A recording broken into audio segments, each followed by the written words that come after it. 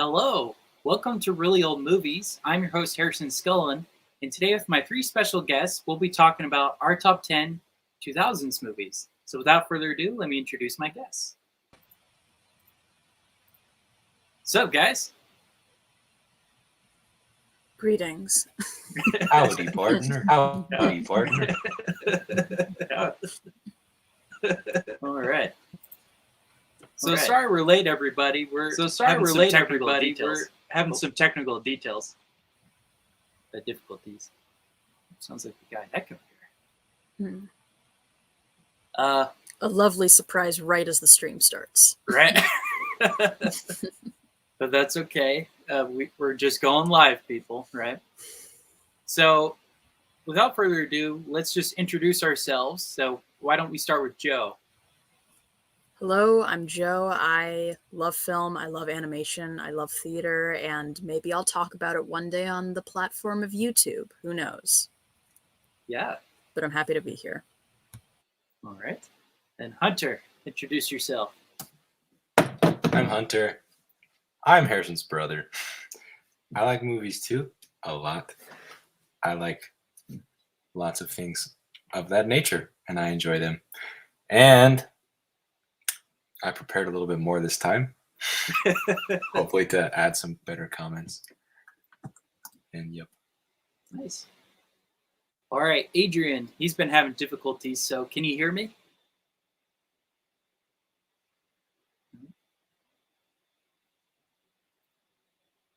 Well, I don't know if he can hear us or not.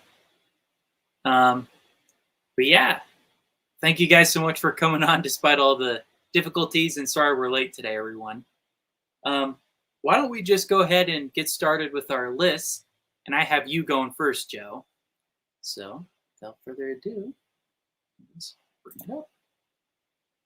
All right.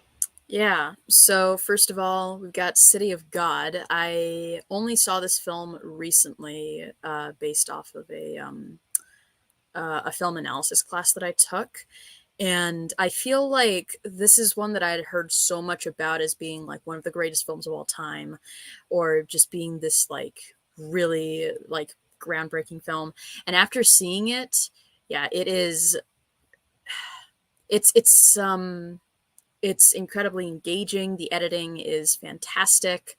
Like just the opening sequence alone is just so amazing, with also the sound design, and not to mention that the antagonist of the film like has just quickly become like one of my favorite antagonists in a film ever.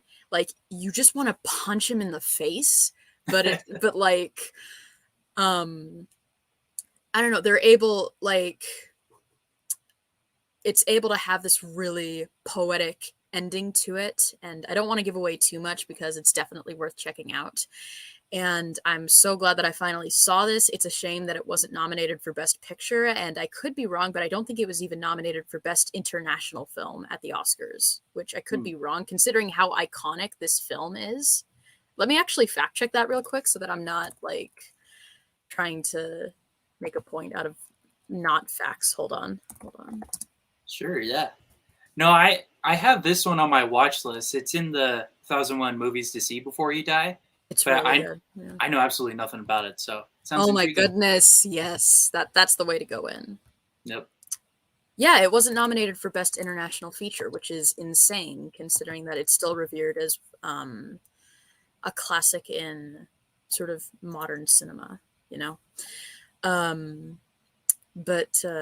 Yeah, and you also see like these really cool influences of documentary, even though it's not exactly a documentary. It is not a documentary, but because it's based off of these things that have, it's like based off of these stories that have happened.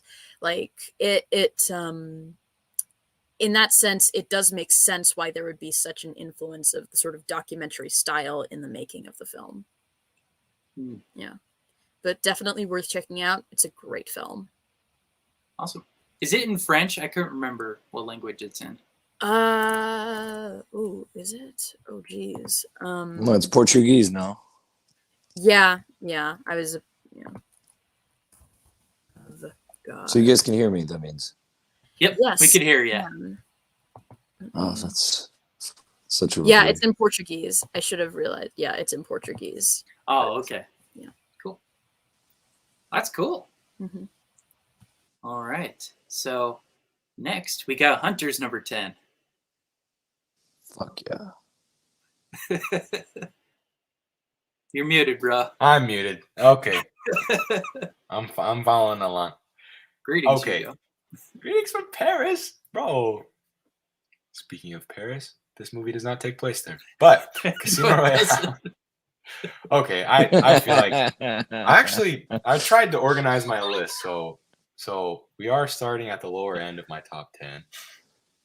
But the only reason I put this one on here is because I think it's sick, and I love Daniel Craig. And it was like the movie. I had never seen any other movie with him before. I don't know if he was big before. I don't know. I don't But think so. well, then I was with the rest of the world, getting introduced to my mans, and just like as an action film, as a Bond reboot, compared to just other generations of Bond films, to me it really changed the tone, or at least it like walked off the feelings that you get watching the like 90s Pierce Brosnan, right? Yeah, Pierce Brosnan, Yeah, Pierce James Brosnan. Bonds, and like I don't know, kept it going, made it even better. Like they kind of dropped some of the more cheesy stuff for a little bit more of a action-packed punch and kick movie. I like it a lot. Yeah, I remember when it came out. I think I was 8 or 9 years old, and I just remember being super intrigued by, funny enough, the poker scenes. Even though they're, they're just sitting and talking, they're super intense. Like Mads Mikkelsen, he's super intense as, I can't remember his character's name, but he's a great villain in that too. Le Chiffre. Le Chiffre. Yes, Le Chiffre. Le Chiffre. Yes. Yes. Anyways, I like it a lot. Yeah. That's all I have to say. Got Evan from Pop Culture 33. City of God was not a nom, if I remember correctly. Weinstein did push for it. Heard he is falling out with director or something. Okay. Oh, did not push. Got it. All right. So we'll move on to Adrian's number 10. The fun ones. Quite a First of tonal shift. all, there's We gonna have be yet gonna be another delays tonal probably. whiplash contributed us by Adrien. Well, there is the thing delays when I talk. No, you guys can hear, so just know I can hear half your stuff. And if I like too much, I'll try to take away the camera, maybe audio. Sounds good? Sounds good. Sounds good. Did you guys hear me? Yeah, okay, Yep. cool. First of all, there's the fucking legend on the chat called Hunter Scullin. You can see him right there. He's a fucking legend. Okay, so that was first of all. Second of all, by the way, I am one of the ones who loves Casino Royale. I know it's getting a lot of hate. I think it's one of the better James Bonds. Just as Agreed. much as, you know,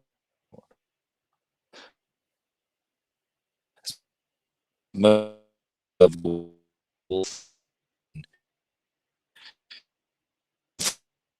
love and all the rest. I think that is truly the ones I call are absolutely incredible. So you guys can still hear me, right? It's kind of laggy.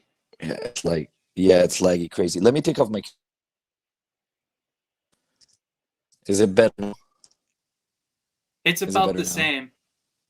No. Ugh. Yeah, this is gonna suck. I'll just say my piece, and then if you guys can hear, great.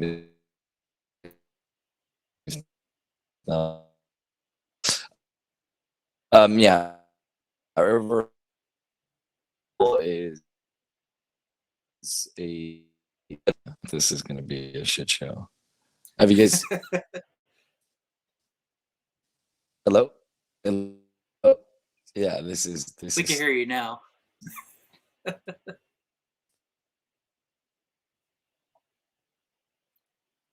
Well, just wanted to say thanks to Adrien for coming on. He's all the way in Florida this week. So, yeah, really appreciate him still trying despite all the connection at the hotel.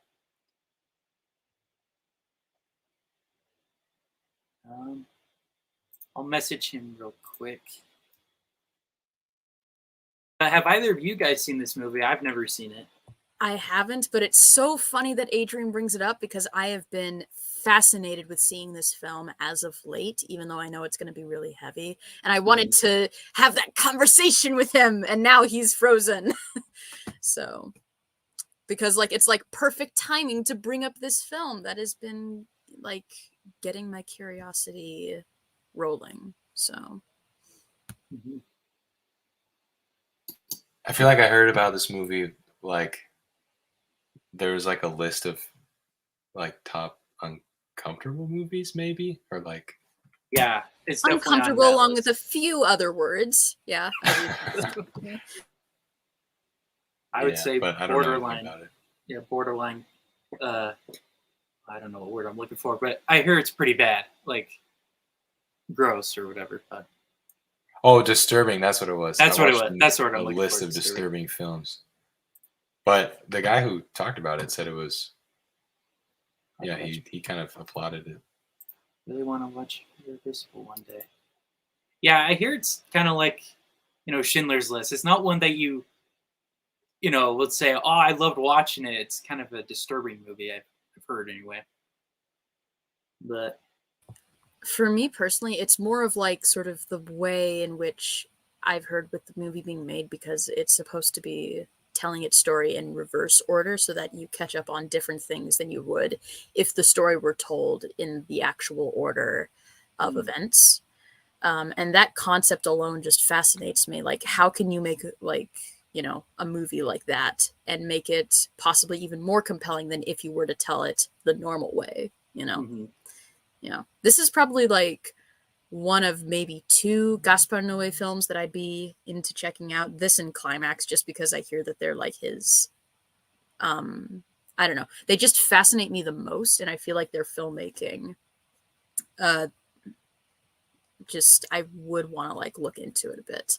Although I know that with Gaspar Noé, you're always taking a chance when you watch one of his movies because he's so daring and he doesn't like sugarcoat anything, and he just like sort of pushes it to the audience like, here's this thing, try and deal with it, if that makes sense. Yeah. All right, got Joey embarrassing. I've only seen Climax from Noé. Actually talked about this with Joe the other day. Yeah, my man Joey. Yeah. We were literally just talking about this like 2 days ago. And before I forget, we got Hugo's list here. I'll read from 10 to 1. So 10, 2046. I think that's what's his name? Shoot, can't remember his name. Wong Kar-wai. Number 9, Wall-E, classic. Number 8, Spirited Away. 7, Gladiator. 6, Requiem for a Dream. 5, Mulholland Drive. 4, American Psycho. 3, In the Mood for Love. 2, There Will Be Blood. Number 1, The Room. Nice. Yes, that is the best list ever, Hugo. Well, stay tuned. You may see some of those coming up again, Hugo. Only a truly daring person would put The Room over Spirited Away. Yeah, and again, sorry about Adrien, guys. It's unfortunate, but I guess when we just because we were bringing up The Room, I really wanted to do like a prank where like I had The Room at number 1 as like a joke, but like I was like, no, I have enough dignity to not fall under that. But Hugo, he has no dignity, and I respect him for that. All right, so we'll move on, and when we get to Adrien's, we'll just discuss it as a group if we've seen it or not. Because I do want to hear him talk about this film. Definitely. Yeah. All right. So we'll move on to my number 10. Monsters, Inc. Yeah. I love Pixar movies. This one, I really like the connection between Sully and Boo. It's really sweet. And then I also like the idea of kind of reversing in the usual monster movie. The monsters are scared of kids instead of the other way around. I always thought that was really clever and really interesting. I love the animation. It still holds up a little over 20 years later. And yeah, I love the storyline. I love the memes that people make of it. I think they're pretty great. Yeah, Monsters Inc.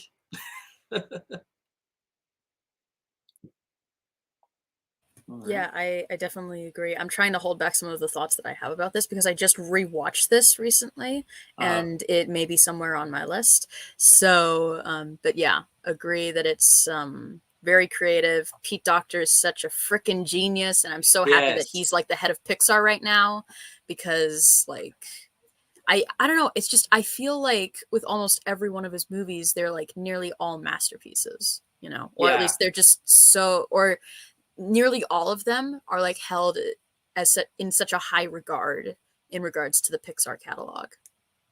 Yeah, and he's definitely got the world building down too. He's really, really talented with that. What year is this movie? 2001. Yeah, 2001. Nice. So before you were born, boy. Wait, when were you born again, Hunter? 2002. Oh, okay. Almost. 2003 for me, so I think I'm the youngest one out of all, like including all of us, I guess. Yeah. So It's like, don't know what that related to this, but oh no, Pete Docter might be Really? let go. That's the rumor. I sure hope not, because he's really talented. yeah. We got his list here.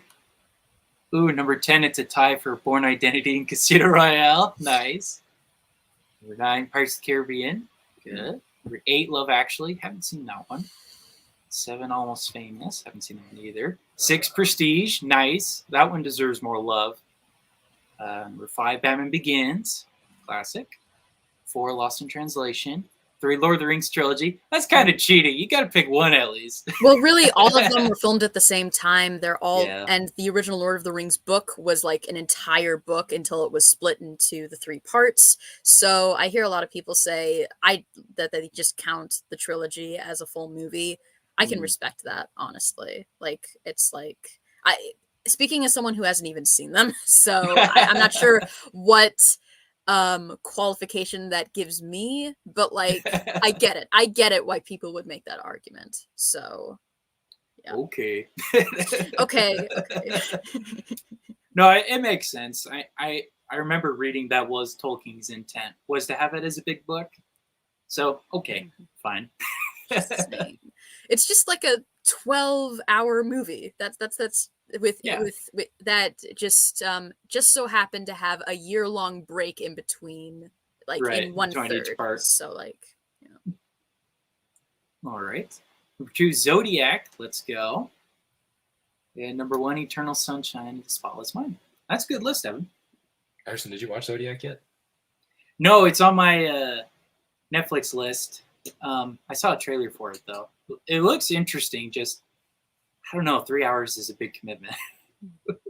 I think it's well worth the 3 hours. I didn't ever got bored watching it. Also, I feel like Mark Ruffalo is like actually a good actor in it. So Nice. Ooh, shots fired. I'm just unhappy with him as Hulk right now. So Yeah. he's like No, boring. He's like, I don't know. He's just a block. Okay, we got Joey Lambert's list. 10, Requiem for a Dream, Finding Nemo, nice. Dark Knight, Eternal Sunshine, Punch Drunk Love, nice. Paul Thomas Anderson, Spirited Away, Ratatouille, nice. Zodiac, Fellowship of the Ring, Before Sunset. Nice. All right. Pop Culture 33, Pete Docter is great as creative, but sounds like struggle to run the company, especially when it comes to overseeing multiple projects. And he says Lord of the Rings is one movie. Okay, Evan. And then Zodiac is a must-watch. When this is over, you must watch it. A lot of people have been recommending Zodiac to me recently. Like, yeah. It's good. That's why. All right. We'll move on to Joe's number 9. All right, so this is like such a criminally underrated film. This one is actually one that I grew up with. Like this was like one of my childhood films, and similarly to something like The Iron Giant, I thought that I was the only one who knew about this movie, except I literally was the only person in my childhood who knew about this movie. And I just remembered like the art style and the character designs always left such they always were they were always ingrained in my memory, you know, and it's such a memorably unique film in like the visual department, but it's also able to tell an incredibly, but like I feel like considering that the story is kind of straightforward, it's able to the art style really is able to give this film a really distinct personality. Yeah. I know that the folks here went on to do The Illusionist. I think that's what it's called. Like, Oh, okay. yeah. These are the same folks who Remember that did one. that. And yeah, it has a really great soundtrack. The main song of the film will be stuck in your head for weeks, I promise you. And yeah, definitely worth checking out. Very underrated. And yeah, this one is also one of my dad's favorites because it involves the Tour de France, and my dad is a huge cycling fan, so it always sort of reminds me, it sort of like brings me back to when, or like not brings me back, but it always reminds me of my dad. So should probably yeah. Nice. Yeah. I've never seen this one, but I remember, I think it was 2010, 2011 when The Illusionist came out. I remember that very unique animation style they had. It looked really cool. Still haven't seen it yet, but yeah, this one looks really cool too. I like the kind of geometric shapes they got on those security guards back there. It's interesting. It's such a great design. Yeah. It's like a Kingpin in the Spider-Verse movie. That's what it reminds me of. Honestly, they may like that character. I can't confirm this, but I wouldn't be surprised if that character design was influenced by the guards that are in this movie, because it's such a distinct thing, and it's throughout the movie that there's this whole running gag that like they have like this boxy shape. Yeah. And I have a feeling that Adrien probably knows what this movie is, but so I'm still waiting for him to come on so that I can. Yeah, it's such a bummer, but I'm so glad he still tried anyway. Yeah. You know. All right. Oh, sounds like Evan has seen it. Triplets is a fun watch, especially for studying animation styles. All right. You ready for your number 9, Hunter? Yeah, but unfortunately, I haven't seen it for I haven't seen any movies for a couple of years because I was gone for so long. So it's hard for me to put my thoughts together. But right before I left, I went through a huge science fiction kick, and I was just reading science fiction books and watching science fiction movies. And this one ended up on my list, of science fiction movies that I needed to watch, and I absolutely love it. I don't know. I can't remember enough to say anything poignant. However, I really did enjoy this whole aspect of not really being sure. He starts to realize that he's going crazy because he's alone on a moon base. It's almost I think it's the words are in Spanish right now.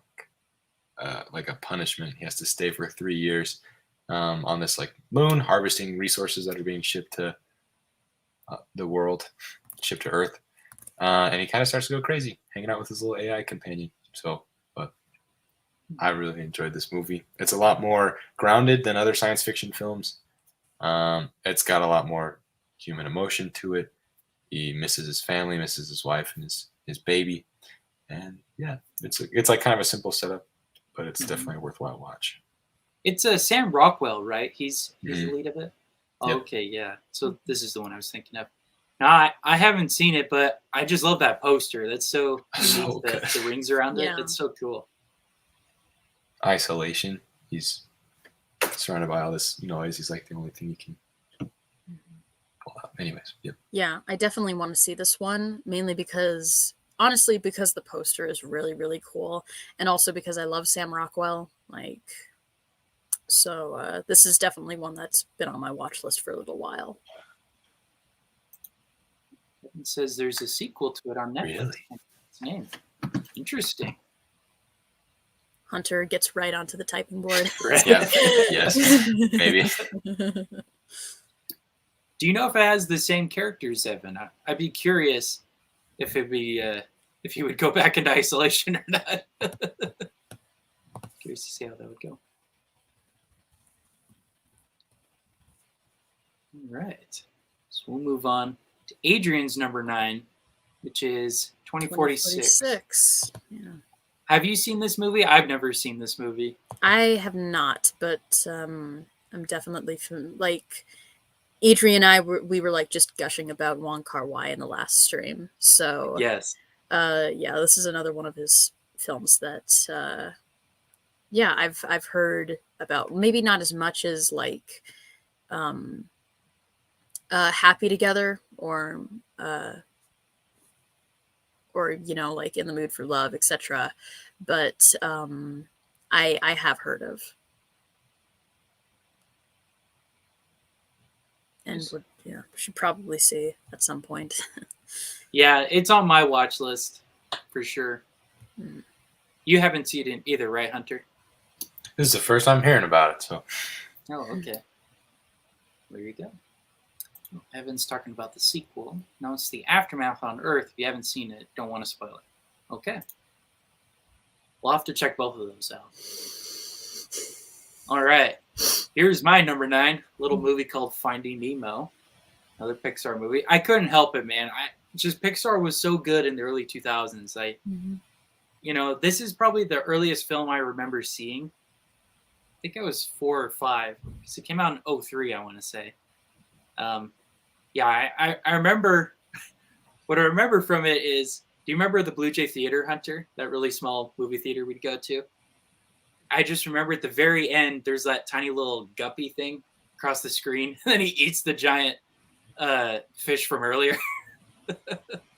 I don't know why. I just remember that scene specifically, and just him like going off the screen is very crazy and weird. But anyways, beside that point, no, I really love this movie.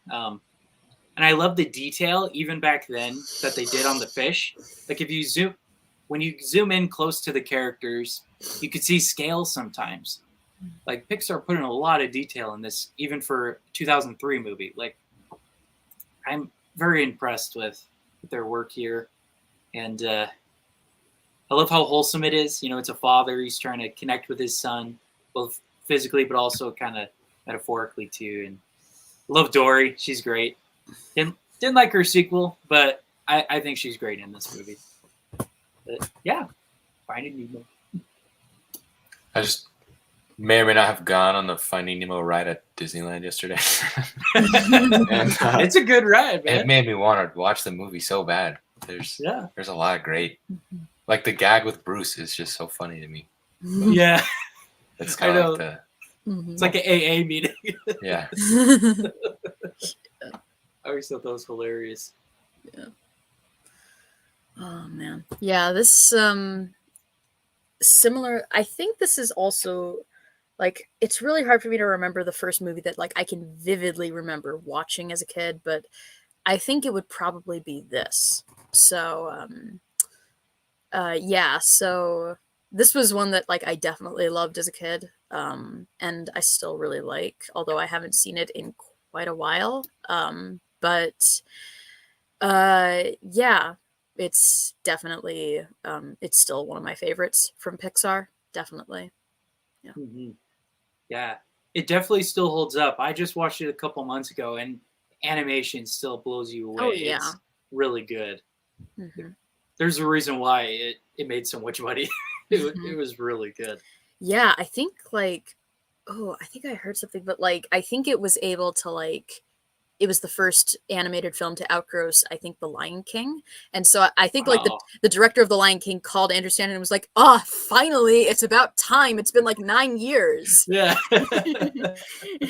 That's great. Yeah. Yeah, man. Pixar is amazing. Okay, I thought I got a message real quick. Sorry about that. All right. So we'll move on to Joe's number 8. Yeah. So this is all right. the way I like to describe this is that it is the most wholesome movie, honestly. Like, it's probably, oh, wait, actually, okay. It's probably the first or second most wholesome film that I've ever seen. But yeah, so it's basically like a film that's sort of describes kind of the joy. Sorry, I haven't seen this film in a little while, but I remember it so vividly. And like, I just got to acknowledge, like, the look of the film, it really pops off the screen, and you like remember specific shots from it because of just the great use of color in the film. But also, like, the story is pretty much just Amelie trying to, the title character, figuring out ways to make the people in her life, which she just, or rather the everyday citizens that she sees in her life, trying to figure out like what she can do to make them happy, while also trying to find a way to find her own happiness through helping others. And that's just such a wholesome premise. And you can't help but love her character. And yeah, it's a really great film. And I was shocked to learn, similarly to City of God, it was nominated for International Feature, but it didn't win the award, which is very strange because I think the winner was, well, I can't remember what it was, but like, considering how much Amelie is sort of ingrained in some ways in our like pop culture, like even like it's just surprising to me that it didn't win. So but yeah, definitely check it out. I know that it's like not streaming anywhere right now, so you would whatever, but it's definitely worth purchasing or renting.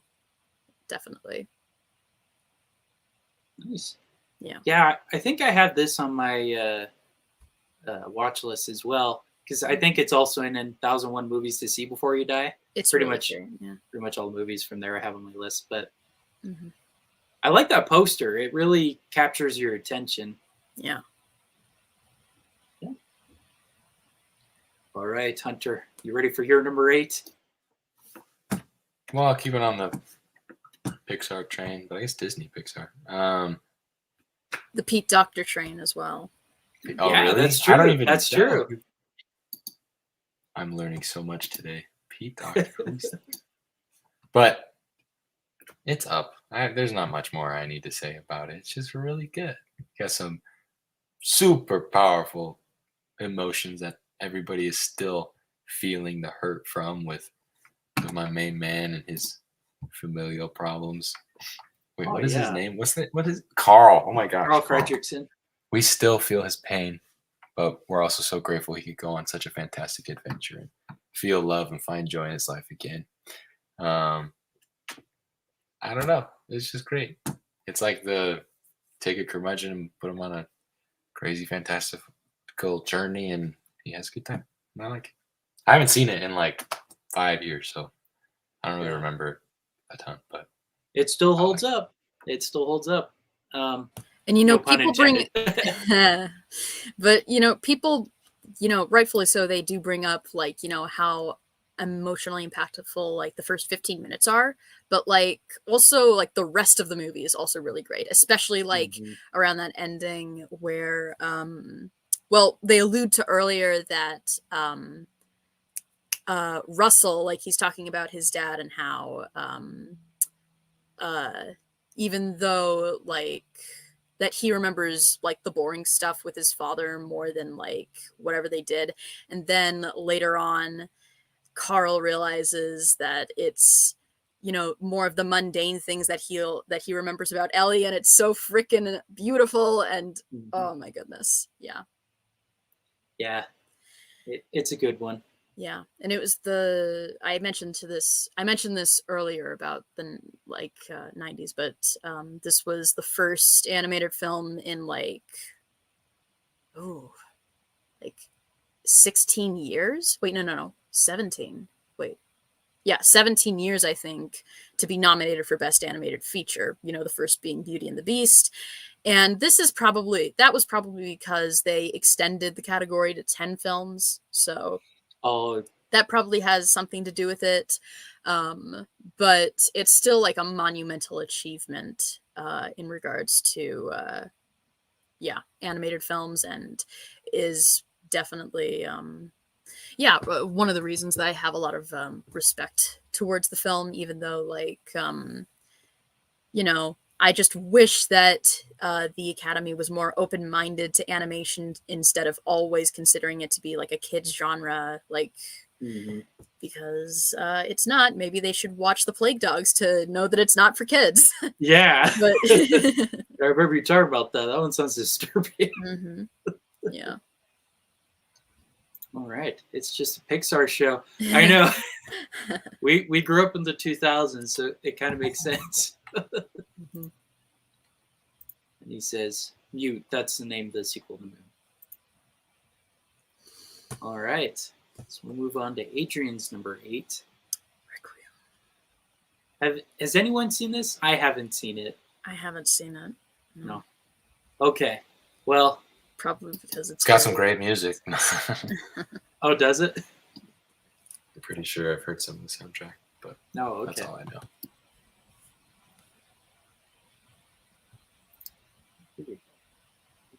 I have. Okay. And then Up always makes me cry. Yep. Yeah, the first 10 minutes make me tear up a little bit.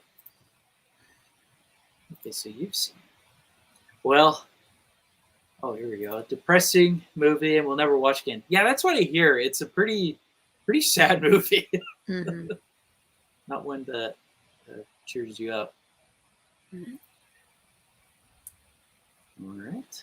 Move on to my number 8. Kind of tonal shift here. Oh, gosh.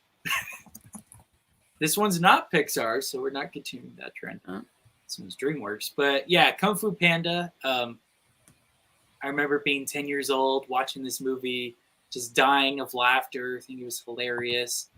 But loving, too, that, Po, he's able to connect with the Furious Five and all of them. And he becomes a hero through food. I always thought that was hilarious. That's how he had to be trained, was with food. Yeah, I also like the sequels, but this one is definitely the better of them. I just rewatched it not too long ago, and it still holds up. The humor, it's just absolutely hilarious. I think Jack Black was perfect for the role, and I love this movie so much, so much. This is probably up there with like How to Train Your Dragon, with like DreamWorks' best films, and I've been hearing some people are seeing like a little bit of a resurgence in DreamWorks, which I would love it if that could be the case. Yeah, they've had a downhill for a while. Yeah, but definitely Kung Fu Panda. It's a great film, and it's so, like, I feel like DreamWorks, they're so good at doing the whole not judging a book by its cover sort of, because just the title alone sounds like the stupidest fucking movie that you've ever seen.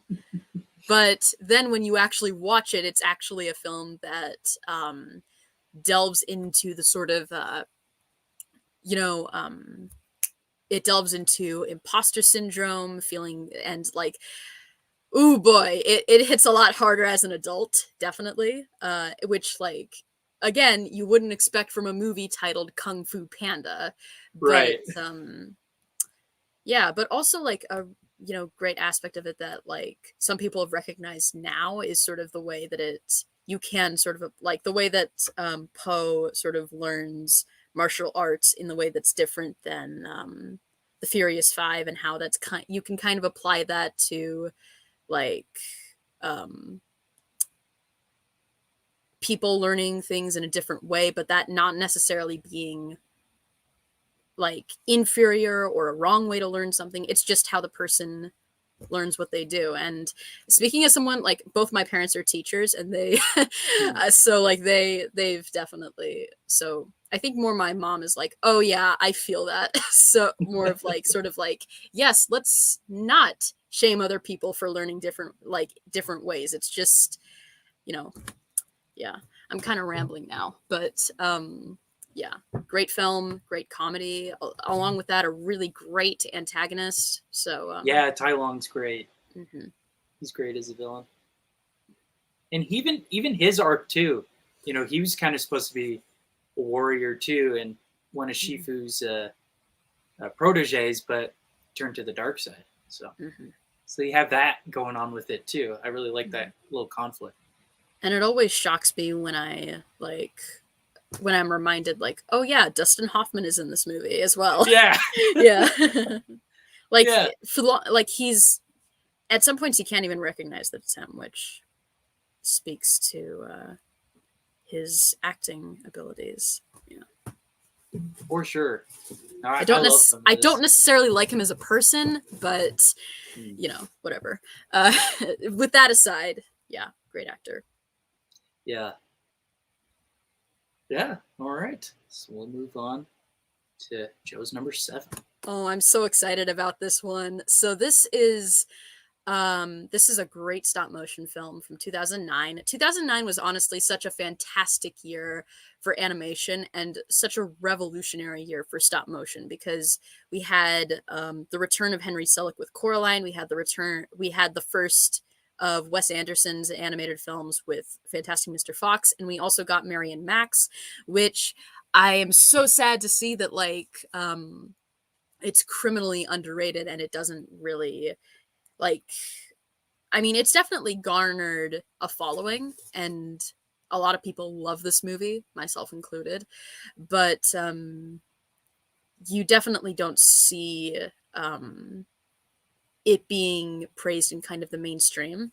So yeah, so pretty much the plot of this is that it's about this, I believe it's this 9-year-old girl who becomes pen pals with this 44-year-old guy from New York. The girl is in Australia, and both of their lives are kind of difficult. Like, the girl has lives with her parents who don't really pay attention to her, are kind of emotionally abusive, and then the guy in New York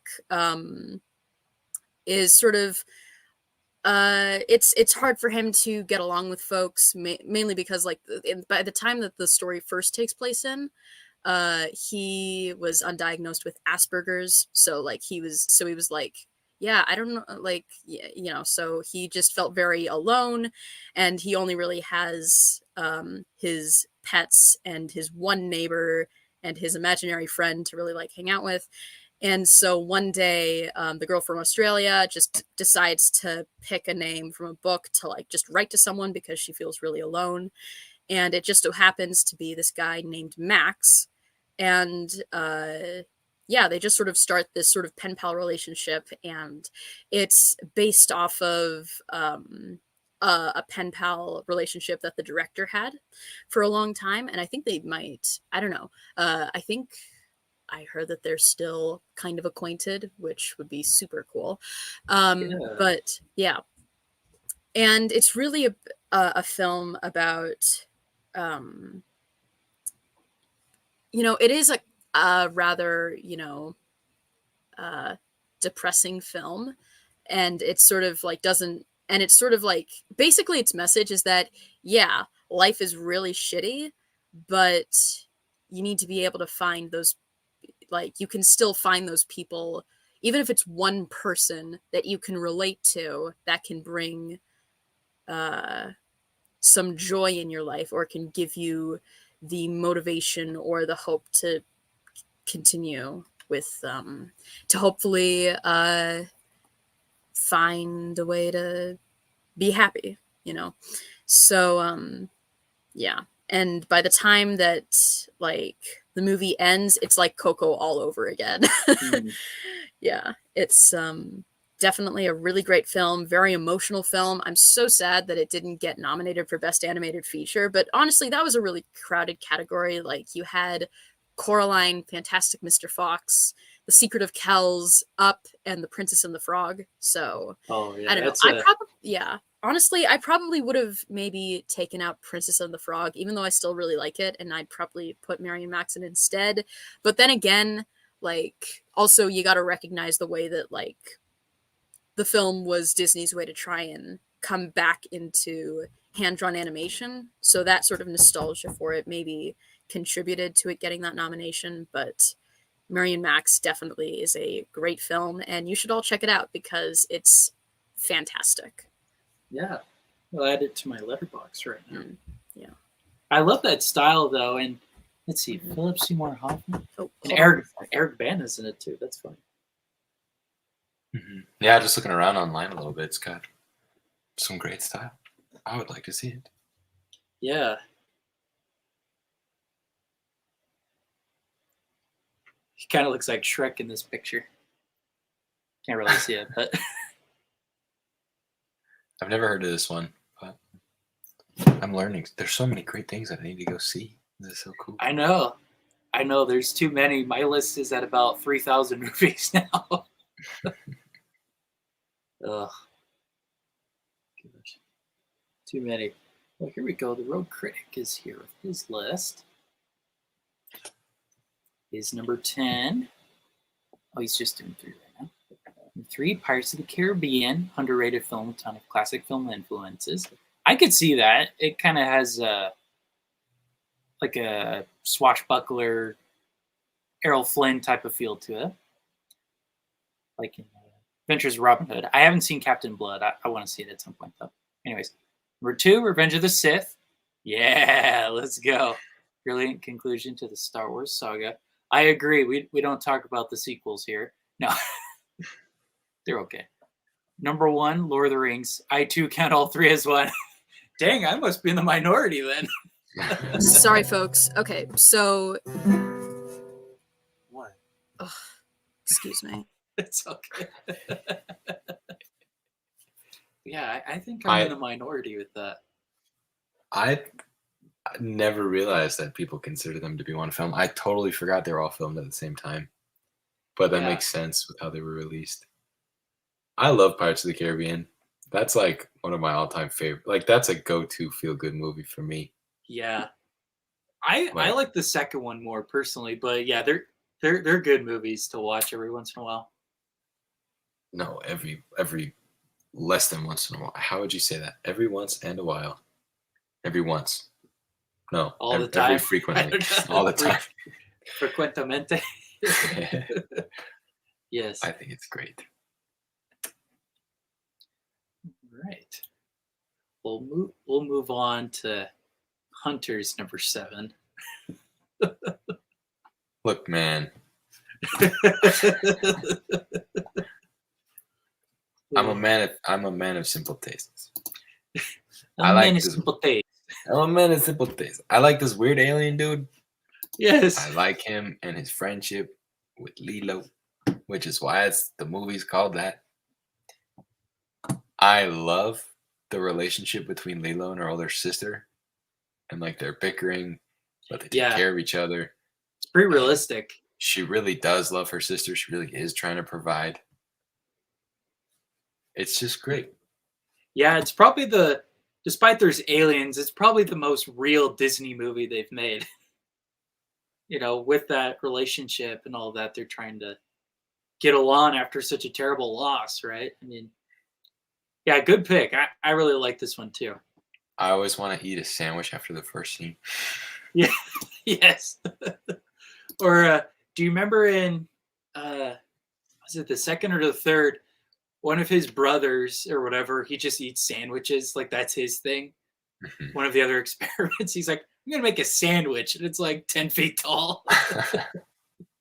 I don't remember that, but I honestly, some of the characters design in these movies, like they're just so great. And like their cool guns and their ship, it just has this great roundness to it and everything. Yes. The like guns shoot like a weird liquidy looking laser. It's just like so good.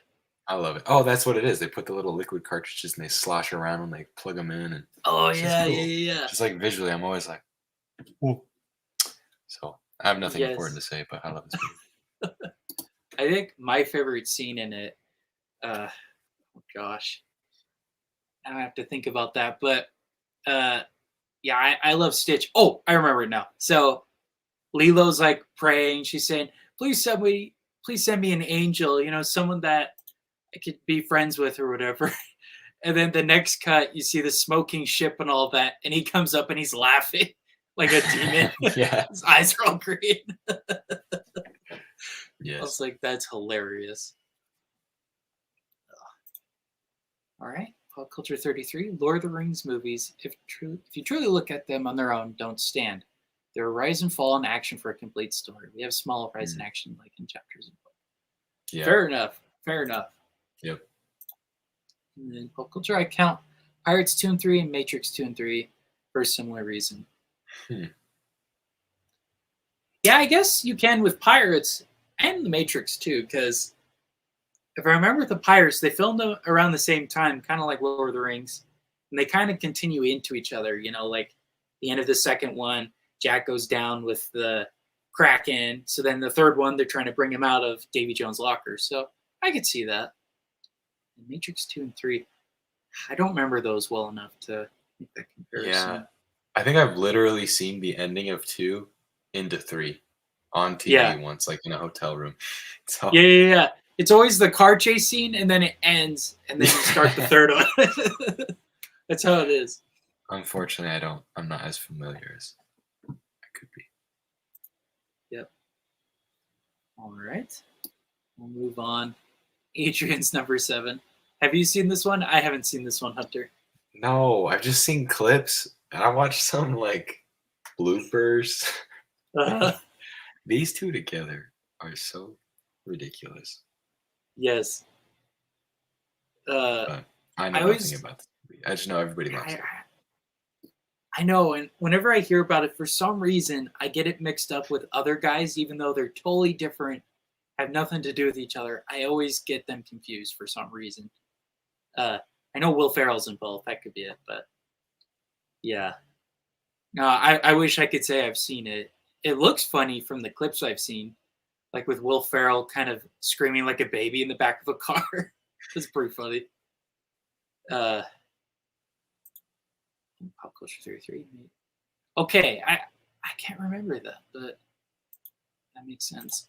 And then Step Brothers is my favorite Will Ferrell, and I hate Will Ferrell movies. Well, if that's the case, I definitely need to see it.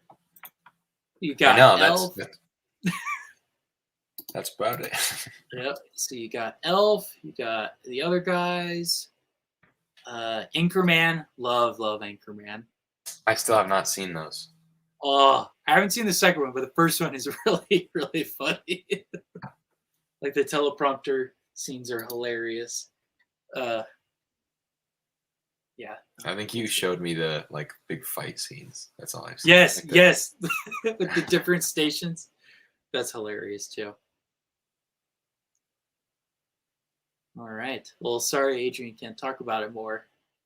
But all right. Have you seen this one, Joe? The Step Brothers? I haven't. Okay, yeah. Neither have we. Yeah. Too bad Adrien isn't here so that he can't clarify what this movie is about.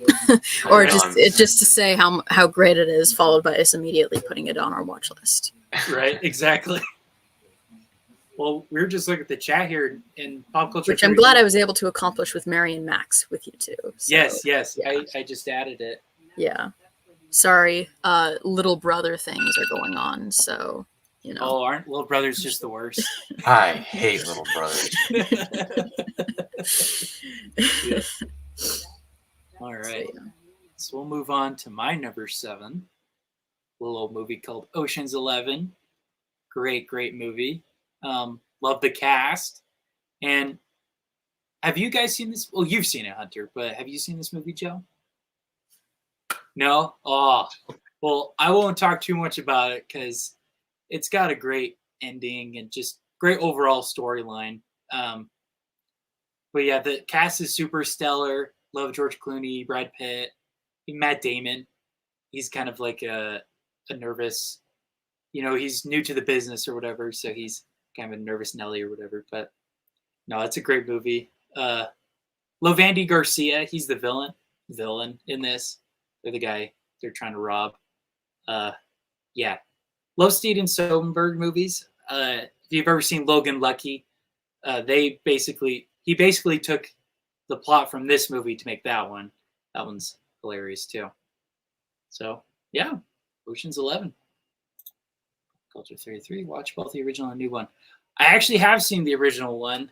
I was a little disappointed. I'm not gonna lie.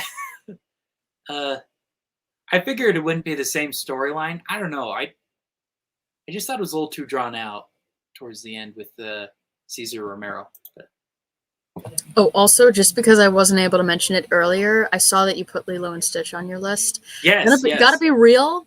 I think I'm like in the unpopular opinion. I actually do not like that movie. Oh, interesting. I wish I loved it. It sounds like something that I would really love, but I'm really sad that I don't. So I just wanted to Oh. personally let you know that. But there's that funny sunburn guy with his ice cream cone. How He could keeps you not dropping love it. You know what, Hunter? You've convinced me. Yes. I knew that would work. All right, we'll move on to Joe's number 6. Yeah, so we were just talking about this, but I also just watched this, rewatched this recently, and oh boy, I hope you can't hear those people in the background. Just ignore them. Okay. So yeah, I just rewatched this recently, and yeah, I love the creativity of it. This is probably one of Pixar's funniest movies, you know? Yeah. Like it's so freaking quotable. I quote it with my dad all the time, and also like every single time that the Boo and Sully theme played, it was like a stream just decided to started coming from my from my eyes or something. But yeah, it was just yeah, I love it. It has such a great emotional core to it, and yeah, great film.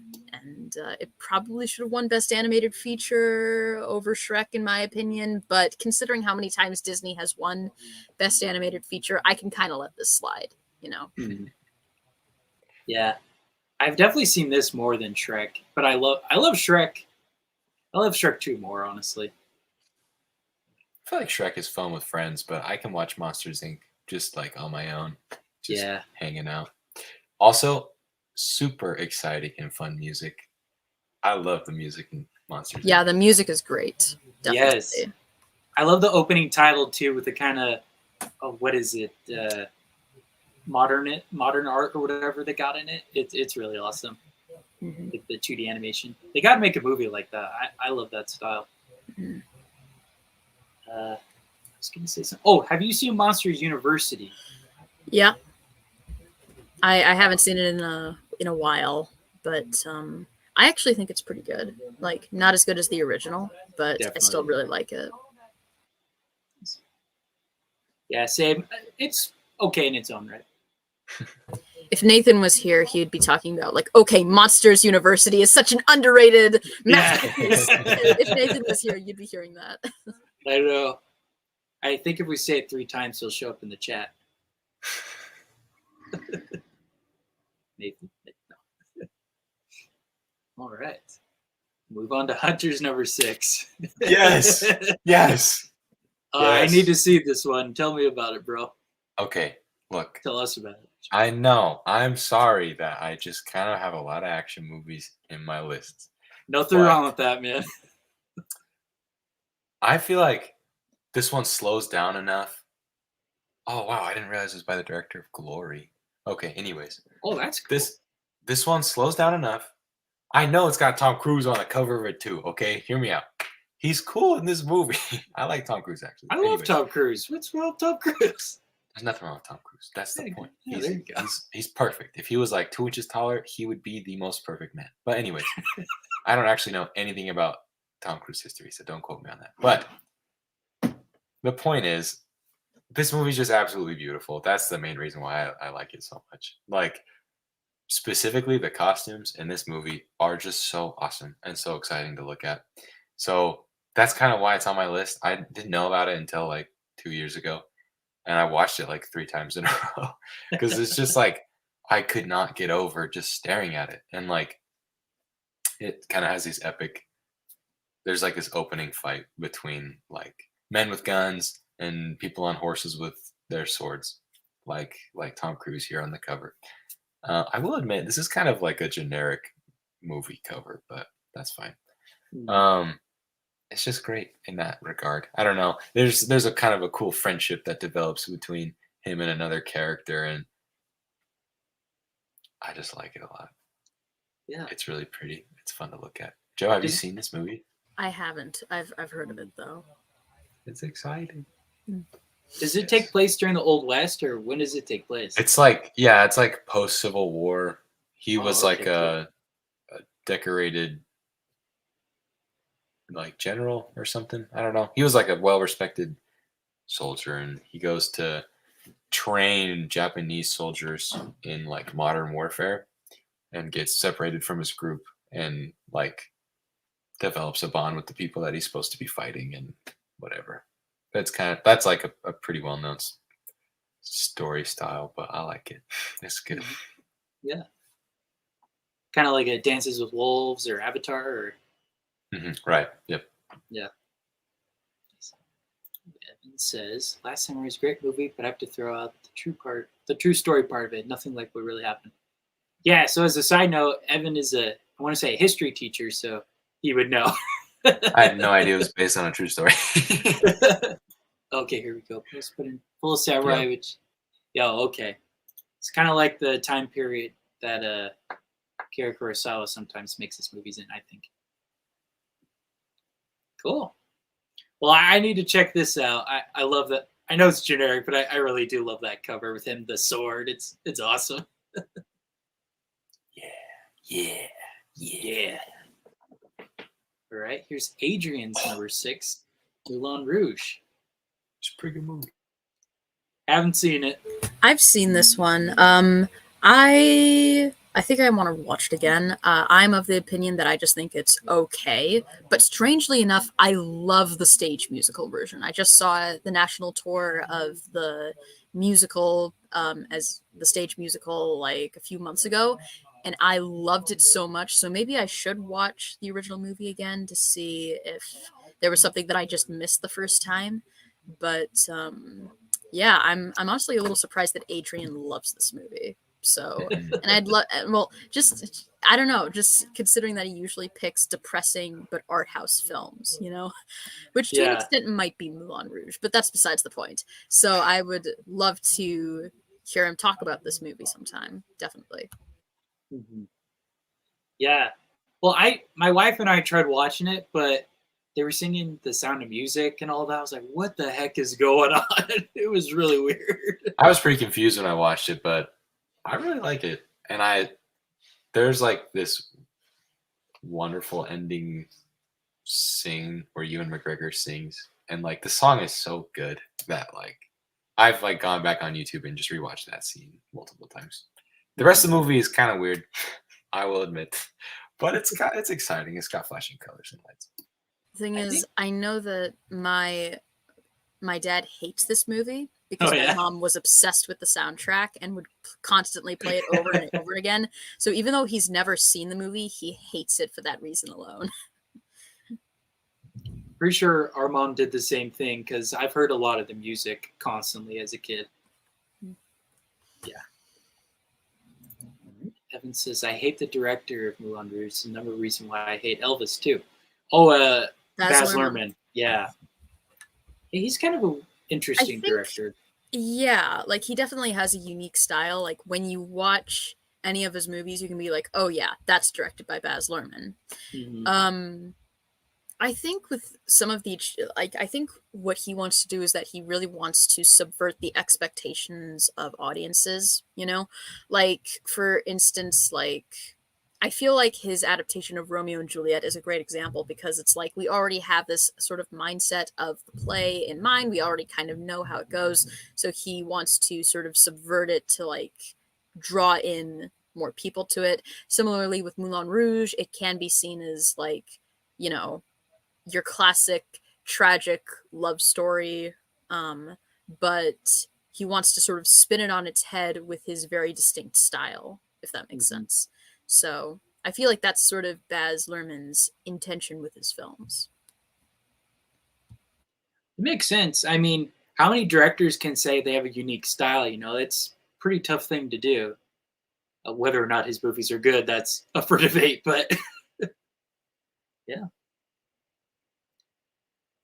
All right. I think I've seen the Romeo and Juliet one. Is that the one with Leonardo DiCaprio? Yeah. Okay, yeah, Which, I've if seen that you'll one. allow, you know what? I'm not going to go off on a big tangent, but I'm just like, I just saw it recently, and honestly, I hated the movie for the longest time without actually seeing it, just because it was like not the 1968 version, which I Right, acknowledge my right. bias, whatever. And like, I'll acknowledge, okay, that was actually pretty good, but the biggest problem that I really have with it is that I feel like Claire Danes and Leonardo DiCaprio, I feel like they were severely miscast, because whenever they talk, it's like they don't understand the meaning behind the words that they're saying. Everyone else seems to like know exactly what they're saying when they're saying it, but Leonardo DiCaprio and Claire Danes, whenever they talk, it sounds like they're just going like words, words, words, words, words, words, words, words, words, and it's like, yeah, it's pretty wooden. Yeah, unless they're like yelling or they're not saying anything, it feels like they don't understand the meaning of the words that they're saying, and it hurts my brain.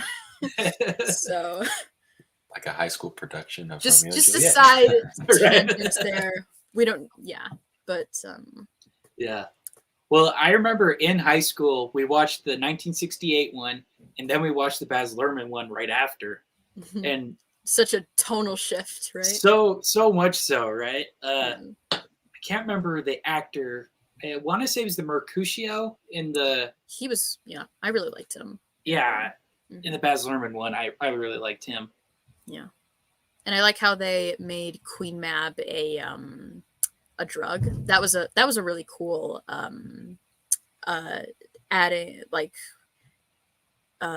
adaptation sort of from the play that I really was behind. Like, oh yeah, that's kind of cool, considering that whole speech that Mercutio does, like you can kind of interpret it like, is he talking about a former lover of his? Is he talking about himself? Is he talking about Romeo? And it's like, and honestly, to this day, I don't think anybody knows what his speech is about. So I like the sort of interpretation that the Baz Luhrmann film makes in regards to that. So I know that we're not talking about Romeo and Juliet. Yeah. just Hunter, if you want context, go to the 1960s live stream and you'll see that I like do a whole tangent about the 1968 film, and it's still honestly the best adaptation of the play. Okay, moving on. Moving on. Yeah. And real quick to finish up, I enjoy Romeo and Juliet, but saw in high school with a group of friends, which made it more fun. But it's not a great movie, just okay. Yeah, I could agree with that. We were laughing at it when I was in high school. All right. This is my number 6. The Incredibles. The best adaptation of the Fantastic Four. But in all seriousness, I love the family dynamics of this movie. Felt kind of like Up. It seems a lot more realistic. And Lilo and Stitch, that family dynamic too. I also love the villain in this, how he's connected to Mr. Incredible. Love that aspect of it. Love Brad Bird. Love his style. I love this style of animation a lot. I think Pixar should keep using it more. And what else do I want to add? I also like the whole thing where they have to kind of suppress their superpowers, because it's like, they're trying to be normal people and whatnot, but they can't help themselves sometimes. Especially Mr. Incredible. He's at a office job, but you could tell he's super tense all the time. He wants to go out and help people, and you kind of relate to that a little bit. No, it's not a superhero. No, yeah, I love this movie. He's got a good chin on him. That's a good chin. It's a good chin. Kind of reminds me of the Crimson Chin a little bit. Yeah. Yeah, I feel like this one, and I don't know how universal this opinion is. I'd like to think that it's a pretty universal opinion. This is the best superhero movie, period. it's just the best superhero movie. And Brad Bird, he's so freaking good at like, we sort of discussed this earlier in the 90s, but like,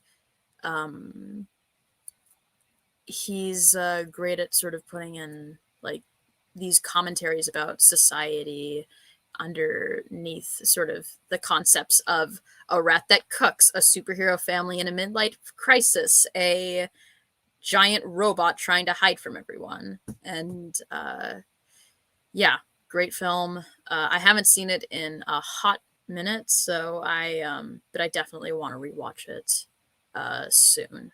But I will agree, I will stand though that this is the best superhero movie. Fight me on this. So It's pretty hard to disagree. I mean, they got everything you want in a superhero movie. They got great heroes, they got great villains, a great plot, storyline. Yeah. Yeah, maybe one of the, like, I would say Syndrome is definitely one of like my favorite villains in film, because like it in some ways was kind of ahead of its time with sort of the portrayal of obsessive fans over, and and he's also so freaking quotable as well. He's like, I love those villains where it's like, you obviously don't like them, but it's also like they're really funny, so it's like and like Yes. yeah. He kind of has a Napoleon complex too, because he's super short. Yeah. That makes it even funnier. Yeah. All right. So we'll move on to Joe's number 5. We were just talking about 2009 being a really great year for stop motion. And yeah, Fantastic Mr. Fox. This is have all of you seen it? Just I have not. I've read the book. Yeah, Oh, I've actually my never goodness. seen it. You've got to see this. Oh my god. Oh my goodness. Yeah, you definitely got to see Fantastic Mr. Fox. It's it's probably my favorite Wes Anderson film, although I often switch between this and the Grand Budapest Hotel, but this is probably my favorite Wes Anderson film. I will argue that this is a Thanksgiving movie to the day I die. So Well, that picture there kind of sells it. yeah. Yeah, wonderful animation, such distinct, like I love the distinct style of Wes Anderson, but I feel like his style really suits the medium of stop motion, especially compared to any other sort of form of animation. It's really funny. It also has great performances from the usual sort of people that Wes Anderson gets together. Yeah, it's a really great movie, and I really look forward to watching it again because it's so rewatchable as well. So you should definitely check it out. Definitely. Nathan would have my back if he was here, but he's not. I was going to say, yeah, he talks about this one a lot too. Mm. All right. I remember the commercials. I do too, oddly enough. Yes. Honestly, okay. Sorry. Sorry. It's okay. It's okay. Nah, it's just really sad when you learn that the movie didn't do well because it was released the same weekend as Alvin and the Chipmunks and Twilight. Meaning people would rather watch Twilight and Alvin and the Chipmunks than a new Wes Anderson film. We did watch Alvin and the Chipmunks. I think we made that decision. We did. I remember watching that. See, Hunter, Harrison, you're part of the problem. You're part of the problem. Yeah. Well, anyways, sorry to take. Okay, I'll let fun you. out of it, Hunter. Right after accusing you, Hunter, I'll let you talk about your movie now. This is just one of my all-time favorite movies, actually. I'm not sure why, but like any given day when I'm fixing for a film, I pick Bourne Identity. I really don't care much about the other Bourne movies. Like I like the second one. The second one's still okay, but like Okay. they like Pretty get repetitious. really worked up. Yeah, they're the same movie every time, but they're like really worked up about this whole like the system and the people and the whatever and the phone call, and it's like, I do not care. The reason I love this one so much is it does have that element. Of course, you need to have that whole mystery with like, what does all that crap mean? But like, it really does have a lot of one-on-one interaction, whether it's like him and the lady he meets or him and any of the people he fights. It's always one person versus one person. I don't see the system. I'm not worried about all that weird baggage that everybody carries. I'm just watching two individuals trying to like fight, to duke it out, to like whatever. And I love that. I think it's so exciting, and it's so much more simple. Like, I feel like that's what makes me not like the other one so much. It's like, I just don't care. But this is like simple, and I'm like interested in seeing who's gonna beat the crap out of who first. Actually, I feel like the scene that like really encapsulates that idea is like towards the end. Joe, have you seen this movie? I haven't. No. Oh no. Well, I don't think there's no spoilers. It's just fighting people. So in the end, he's at like a cool farmhouse thing, and he goes out into a field, and it's just him versus one agent. This isn't the end, but it's like towards the end. It's pretty close to the end. He has a And, shotgun, like, right? Yeah, he has a shotgun. He's like running in the Yeah, field. yeah. Just visually super cool. I don't know. I just love the image of that scene. He's like looking around and just like this like tan field. There's snow, whatever. It's cool. But it's just, I don't know. Just like the two of them.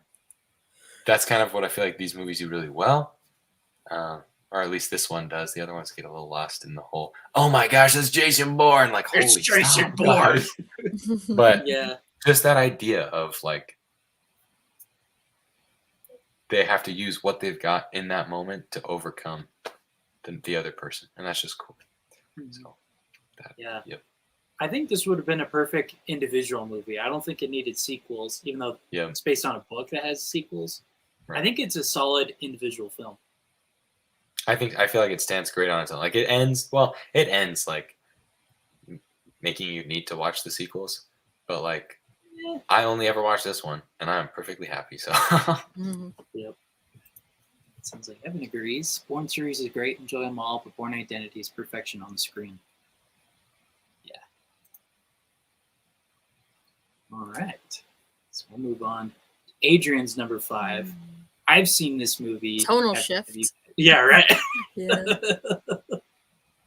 I'll be honest.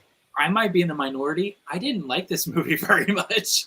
Honestly, I think a lot of people, when they first watch this movie, they don't really like it very much. But it's only like as time goes on, and in that sense, it's kind of similar to something like 2001, where it's like, you know, you watch it like another 5 years later or something, and then it's like you almost have like a different kind of appreciation towards it.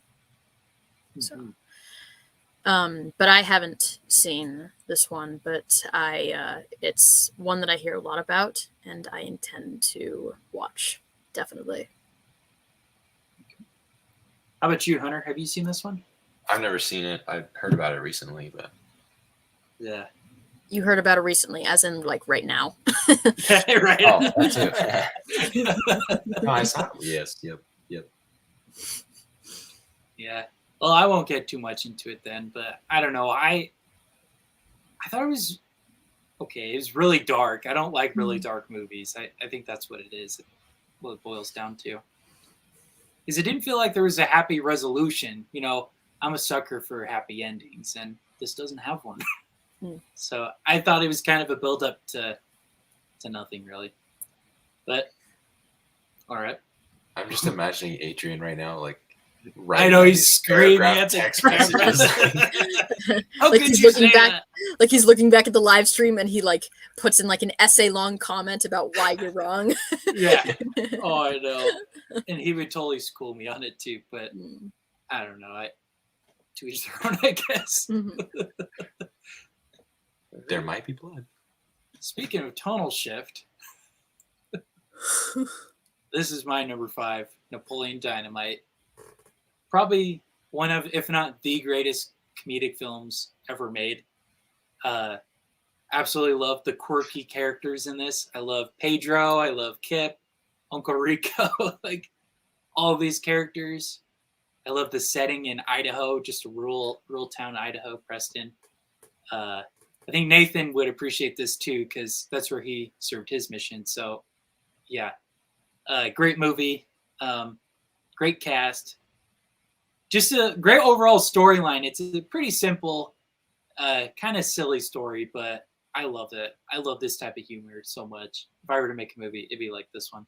But yeah, I like how, like as caricatured the caricature. personalities are.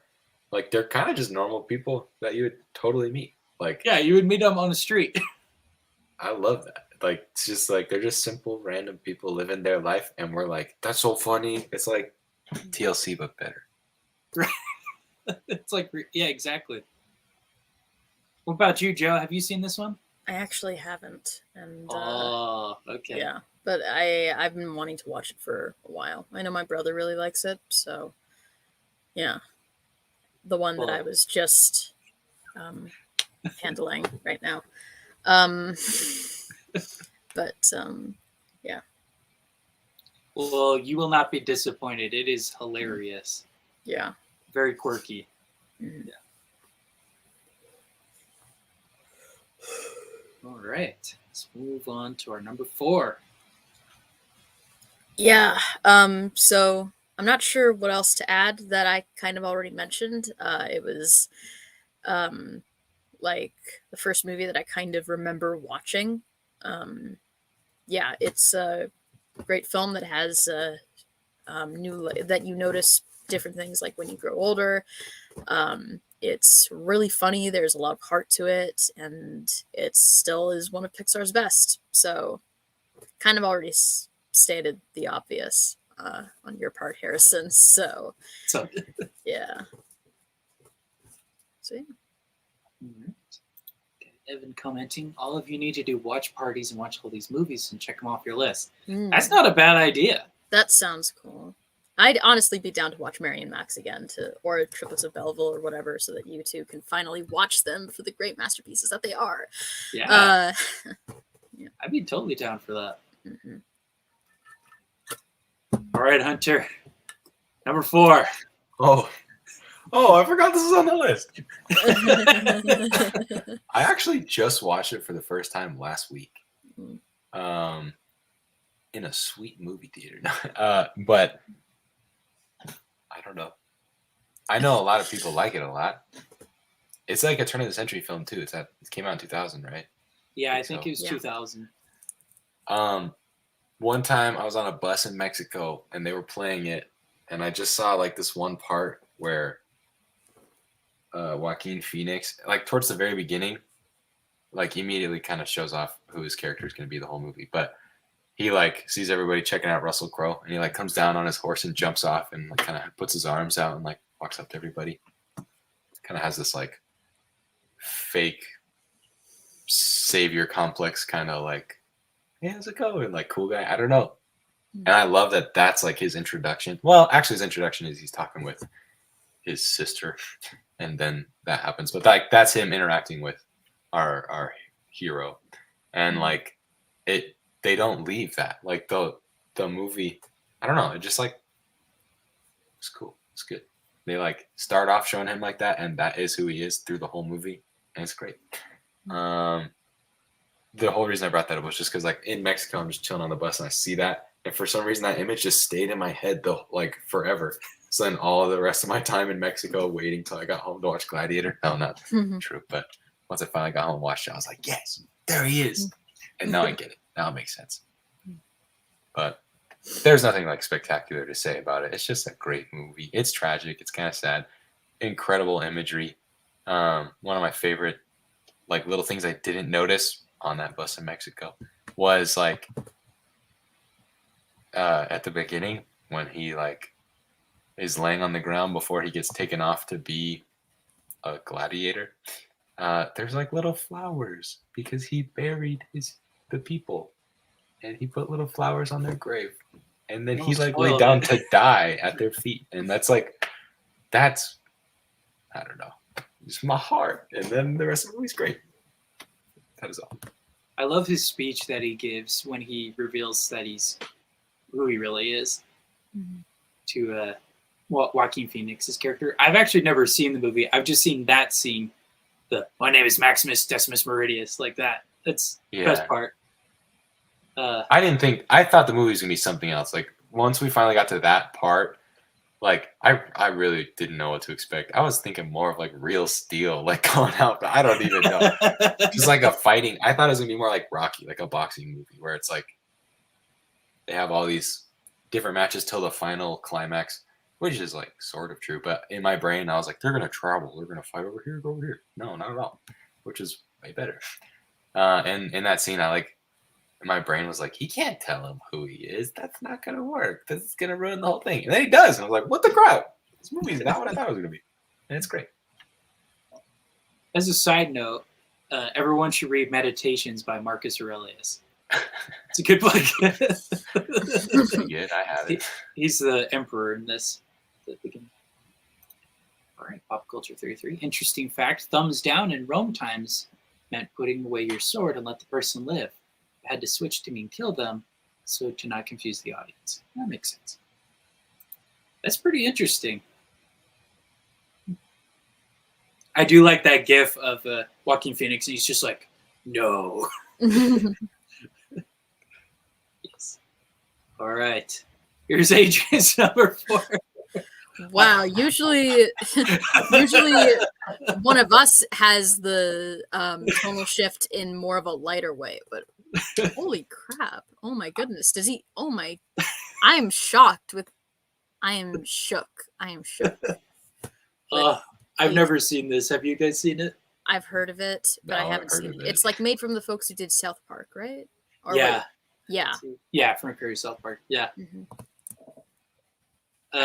I like the America song in it. It's about it. Yeah, I hear it's really funny.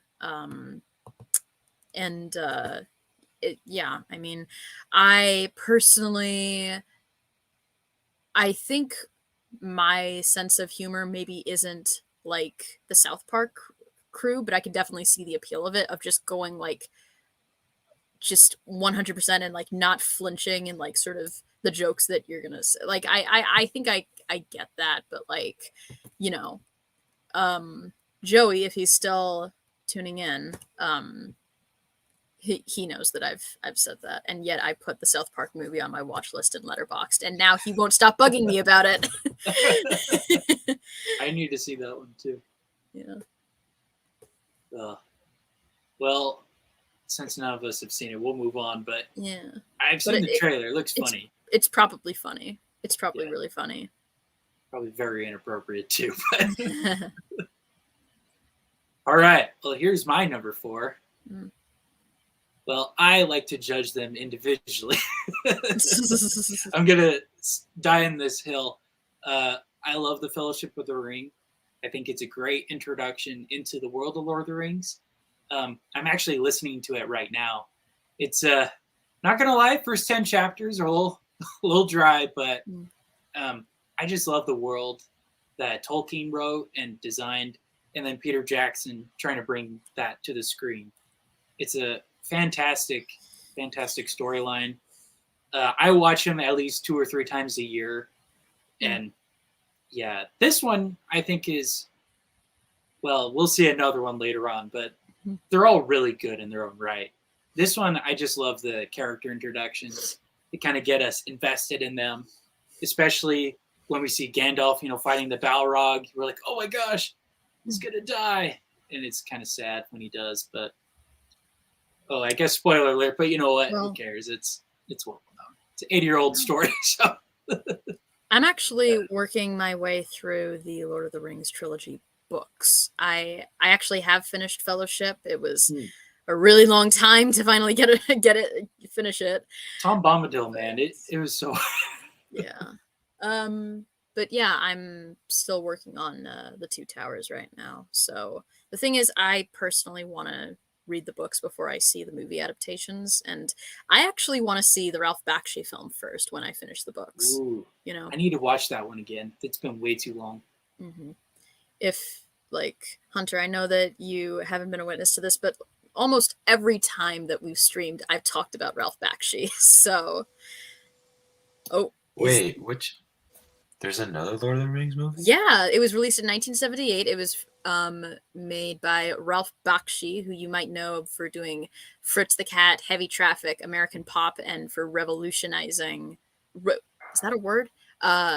But for sort of introducing mainstream audiences to that animation can be solely for adults. Yeah, and he made really the first adaptation in theaters of The Lord of the Rings, and it actually inspired.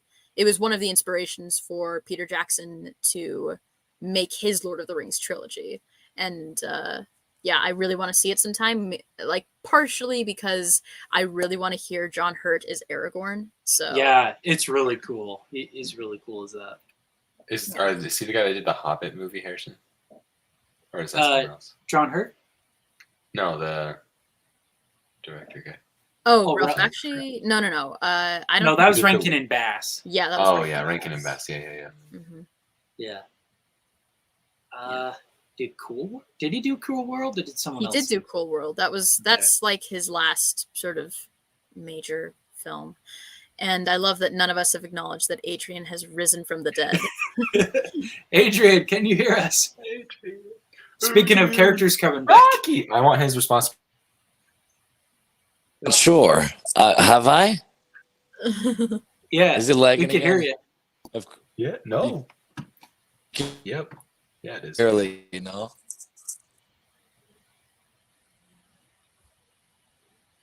I see.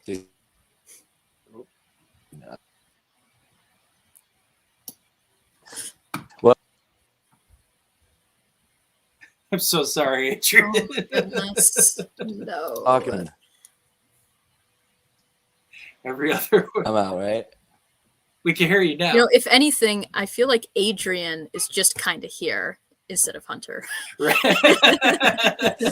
at this point. Wait, Hunter. What? Wait, I heard that. Oh, you can hear me. Wow. You responded. Fuck, have you guys been at this a while? I see you guys at number 4. Yeah, we kind of have.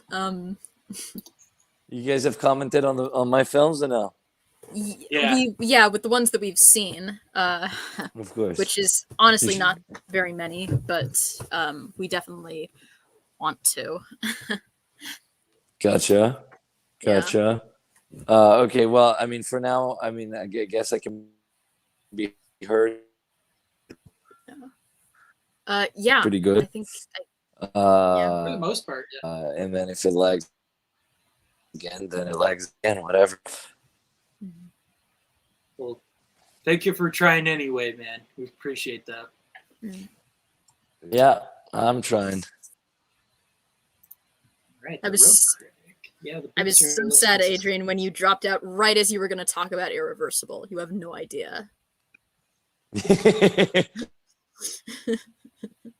I'm so mad at that. I'm so Yeah. fucking mad. Shit, Dude, that's I the really entire wanted to fucking hear thing. your thoughts about it. Like when I saw your rating of it on Letterboxd, I was like, "Whoa, Adrien really loves this movie." And then I I haven't seen it yet, but like I've been very curious about it recently. And I But- was like, "Oh my god, Adrien but- is finally going to give me the he's Yeah, going to give me more of a it's reason to really. Yeah, I know what I'm getting myself into but by wait, Joe, watching because it, it's but yes, I know what I'm getting. I should Joe, probably do you- acknowledge Joe- I'll Joe, stop talking. Yes. can you hear me? Yes. Can you hear me or no? No, because there's so much of a delay. Do you know what you're getting yourself into or no? Yes, I do. I know what I'm getting myself into. Okay. Okay. I'm still, yeah. That's important. Yes, I know what I'm, yeah. I was just expressing that, like, I was really excited to hear your discussion about it. Anyways, this is kind of rambling now, so maybe we should just We'll move move on. on. I wish Yeah, I, we'll just I wish I move did on. as We'll just well. Yeah. Oh, okay. Yeah, you I'm going guys now. can't Okay, hear me in time. I get to ramble now. Okay, so next up for 3 is Howl's Moving Castle. This is probably in like my top 5 of Ghibli's films and of Hayao Miyazaki's films. The charm of the movie is spectacular. I love the animation and the world building, and it's a really great comfort watch. I feel like I can sort of put it on whenever, and it'll just be a nice warm hug. So yeah, I love this film. Have any of you seen it? I have not. I Anyone? own it, but I still haven't gotten into it. That just makes it worse. No. Um, but yeah, I would have thought that Hunter, you'd seen it, because I know that like you've talked about Miyazaki and Takahata in the past. So whatever. Your one disappointment as a human being. I'm kidding. Sorry, sorry to disappoint. But yeah. I'd like to check it out. I love the interesting look of that castle there. It's got some great music too, I believe. I'm pretty sure I've heard some music from this movie. Or some piano versions. All right, the Road Critic says, yeah, probably talking about Lord of the Rings. Books are less consistent quality-wise. I could agree with that. All right. Let us move on to Hunter's number 3. Speaking of Lord of the Rings. I'm just sad we lost Adrien again. But okay. I know. He just, oh. I feel like this is the one I've seen the most, which is why I like it more than any of the others. But now that I know we can count them all as one movie, maybe I'll just put that up there. Yeah. I just really love this movie. It's great. I love the like cold, creepy, like king castle that he's got going on, and the little worm tongue dude and all that stuff. Like, it just feels so cold and uncomfortable, and then whatever, he becomes a good guy and whatever. It's great. It's good. Joe, you gotta watch it.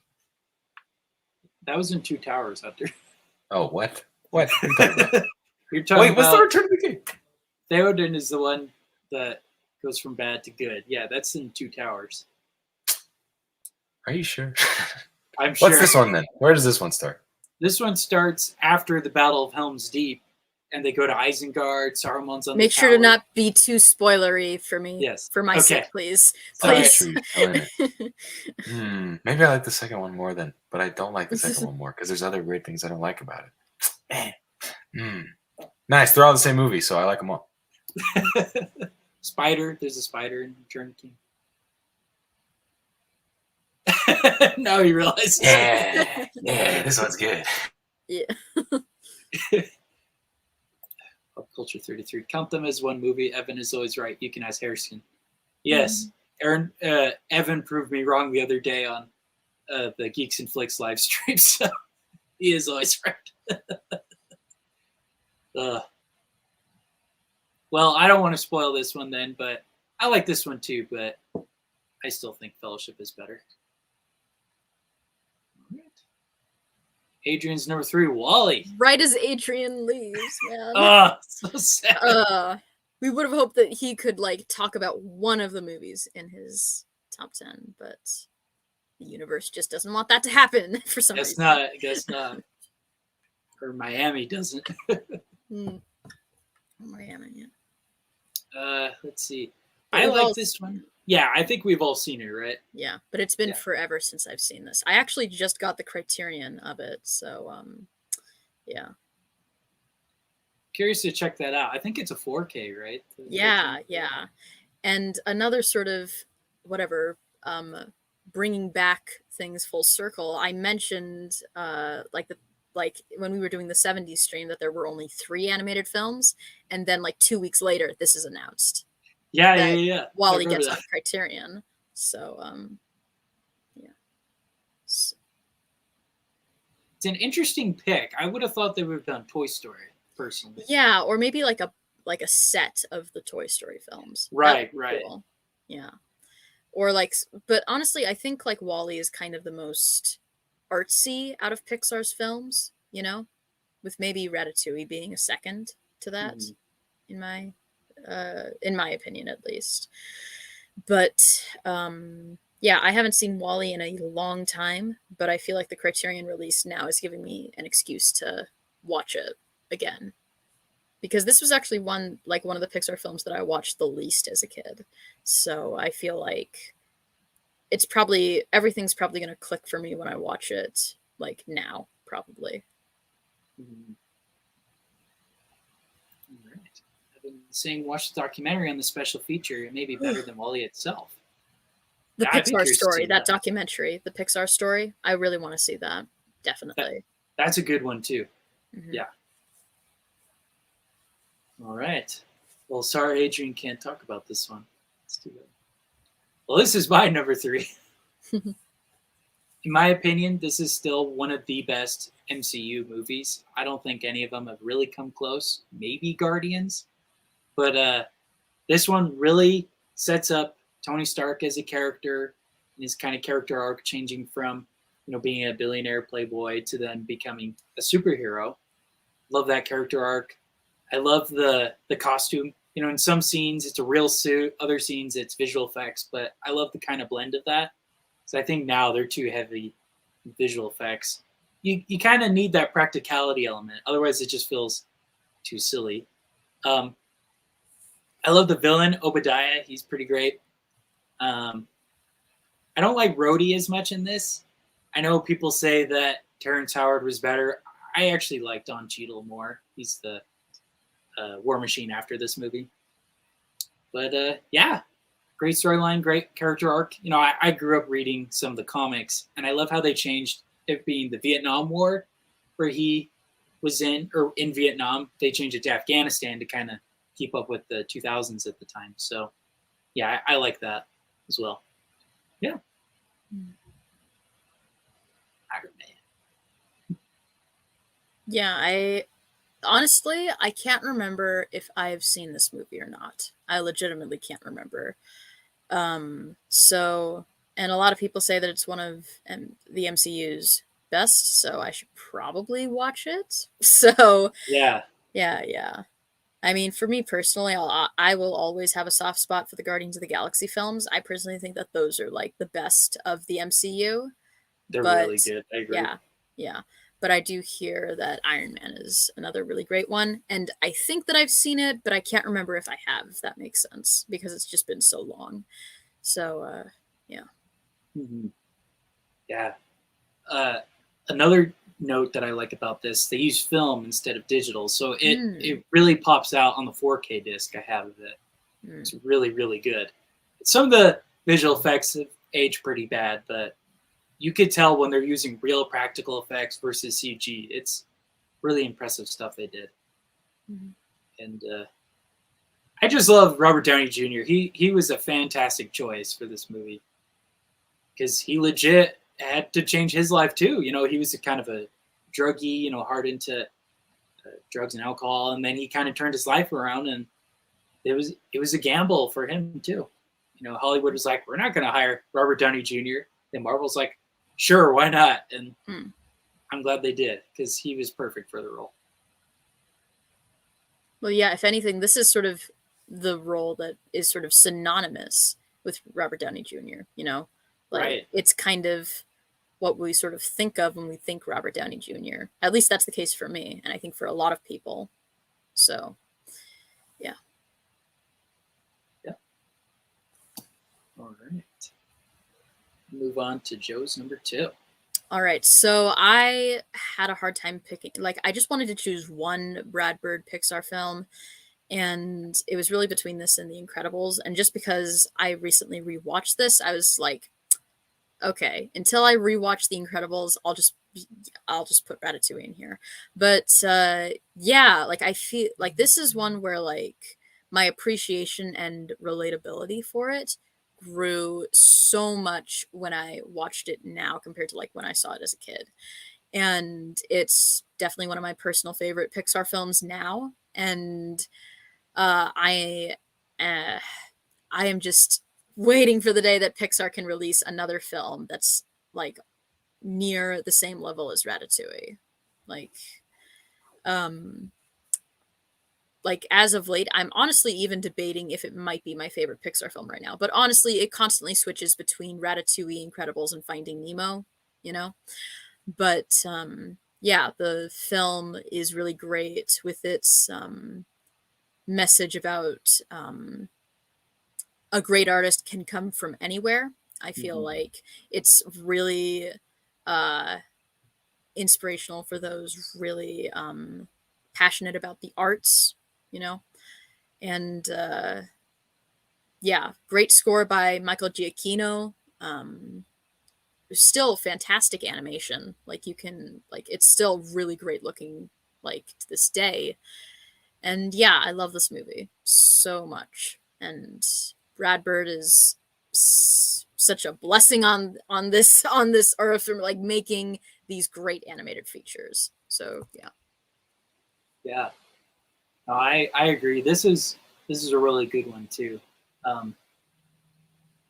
I love the kind of how clever Pixar is a lot. Like in this movie, there's a rat in the kitchen, but he's cooking the food, not a pest. You know, I Yeah. love that the little twist they did on that.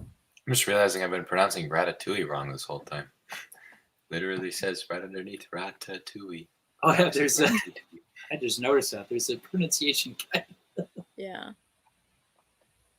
No, but it's a good movie. Mhm. Yes, it's a good movie. Amazing contribution to the conversation, Hunter. I haven't seen it in like 8 years. No, I don't know. When did it come out? It's been a long I time. think 07 or 06. Yeah. All right, so I can That's say I seven. haven't seen it in 8 years. 07. Okay, yeah. Yeah, it's been a long time, right? I just rewatched all of these recently, and actually, when I was a kid, I thought this one was kind of boring, but seeing it now as an adult, I appreciate it a lot more. Love the humor in it. It's very Yeah. subtle, but I really do love the humor. What's his name? I think Will Arnett's character. He's like, I killed a man Oh, with this yeah. thumb. Yeah, like I totally forget that Will Arnett is in the movie, and Yeah, yeah, so good. I killed the man with this thumb. Yeah, that's good stuff. All right, so move on to Hunter's number 2. I don't know So what to good. say. It's The Dark Knight. It's good. I like it a lot. It like inspires me. I watch this movie and I go like draw for hours. I don't know. It's just like it just feels good. It's just The Dark Knight. Obviously, wonderful actors across the board. Wonderful acting across the board. It's just good. I can't. I don't know. It's a good movie. What do you guys think? It's a really good movie. I actually haven't seen The Dark Knight, and Ooh. Joe. yeah. Oh. Have you seen No. Batman Begins at least? No, wait, no. Okay. That one's so good too. That I one's was really leaving good. on there for a second, like, no, wait, no. But yeah, I hear great stuff about them, and definitely are on my watch list. Yeah, Joey always says that like I have the coolest watch list in the world because I have stuff like The Dark Knight and whatever. So yeah. I mean, it's definitely a Christopher Nolan film, Mhm. and that's such a good thing. Like, so if you've seen some Christopher Nolan films, you pretty much know what you're getting into. So Pretty much, yeah. Mhm. And buckle up. I think he Maybe not as confusing. right. No, it's Yeah. not. It's a not little as more confusing straightforward. at all. Yeah. Right. Not that that's like necessarily a bad thing, but you know, whatever. I just Yeah. remember images. Like thinking about this movie, I just remember images. It's got a lot of great stuff. Yeah.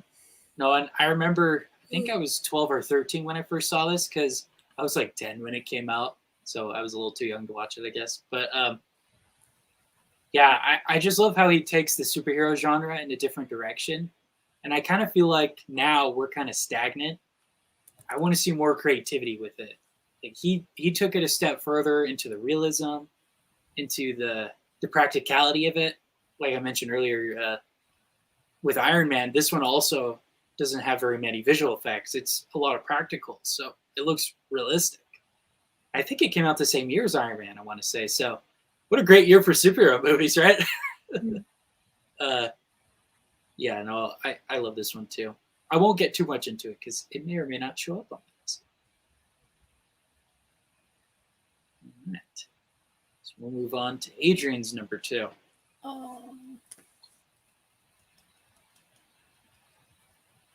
Nope, never seen this one, unfortunately. How have you not seen it? I've watched Hunter, it like 4 times here. Hunter, let's gang up on your brother. Come on. I know. Let's get to the, yeah. I know. It's terrible. But since you guys have seen it, what are your guys' thoughts on it? I'll get into this later. Okay. Uh-oh. Well, I don't have anything spectacular to say, but I have the art book for this movie, and I love going through it. It's just jealous. Another kind of like The Dark Knight. Just I mainly like this movie for its visuals. I'm always so blown away, and it's a great mysterious world adventure movie. It's a good movie, right? Yeah, catch me on Letterboxd. It's a great movie. Shameless plug, but Yep. The link's in the description. All right. Here's my number 2.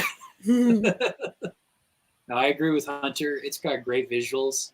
I love the Joker in this. He's incredible. Heath Ledger was a really, really good method actor. So he's like really, really intense in this role. I love the music. Hans Zimmer does a fantastic job with the music. It's kind of eerie and kind of scary in some parts, but I really like it. It really sets the tone. Like, it's not a spoiler, but there's in one scene where there's like the mayor's looking out the window, and then a character, like a dead guy, hits his window. It like freaks you out because the music is super loud and intense. That's just a part of the movie, how intense it can be and how crazy. But a hot take, I don't think Maggie Gyllenhaal was that good as Rachel. I'll be honest. I think both actresses, Katie Holmes too. I think it was Katie Holmes. They're not very good. I don't think they were anyway. Kind of flat, but it's just my opinion. But anyways, I love the costume in this one. In the first one, he has the typical cowl, can't really move his neck. But in this one, they kind of address that. It's more athletic, so he can actually move around, see what he's doing. I love the motorcycle. That's really cool. I love Aaron Eckhart as Two-Face. His role is very tragic, so I really love that aspect of the movie. And it's a good movie. On that note, his costume also made for a better action figure. It does. It's just like the proportions just looks cooler. But anyways. Yeah, it feels like military armor. Which is really cool. Always like that about his costume. All right. Now we're going into our number 1s. Yeah, so this is probably all right. It's really hard to really make a decision on what would be your favorite movie, And I feel like this one, considering the impact it had on me when I first watched it and the impact that it has on me now, Spirited Away is probably my favorite movie. It's a beautiful film that is almost hard to describe because in some ways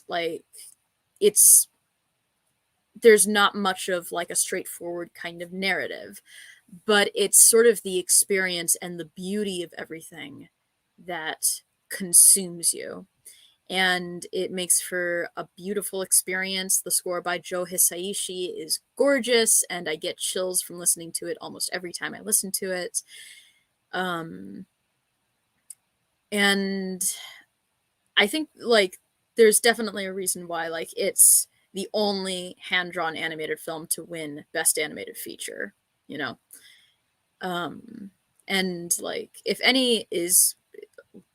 and if any hand-drawn animated film is going to win the Oscar, it probably should be Spirited Away. And I would also say that objectively, I am a little biased, but I would say this is one of the most objectively greatest I think it's like the objectively greatest animated film of all time, in my opinion. And it's so freaking hard to find something wrong with it. At least it's really hard for me to find something wrong with. And yeah, it's beautiful, and I will probably watch it many more times to come. So yeah. Nice. I definitely want to check it out. I've on like Instagram Reels or whatever, you always see clips from this movie, and it always intrigued me when they're like on a train or in that. Is he like a ghost face, or I don't know what his name is, but Yeah. it always looked interesting. We need to watch it, Harrison. Mhm. Well, yeah, we need to. You have them all, right? All the Studio Ghibli. Yeah. Yep. Well, I don't have all of them, but I have a pretty extensive collection. Mhm. So I think we watched My Neighbor Totoro. I remember watching that one. Yep. I That think was pretty Princess good, too. Mononoke too. That was really good. Oh yeah, there it is. There it is. Is that a Blu-ray or a 4K? Blu-ray. It's Man, Blu-ray. I wish it could be released on 4K. That would be so freaking awesome. All right, Hunter, you're number one. Well, I don't even know. I don't have like such a cool emotional connection to all these movies.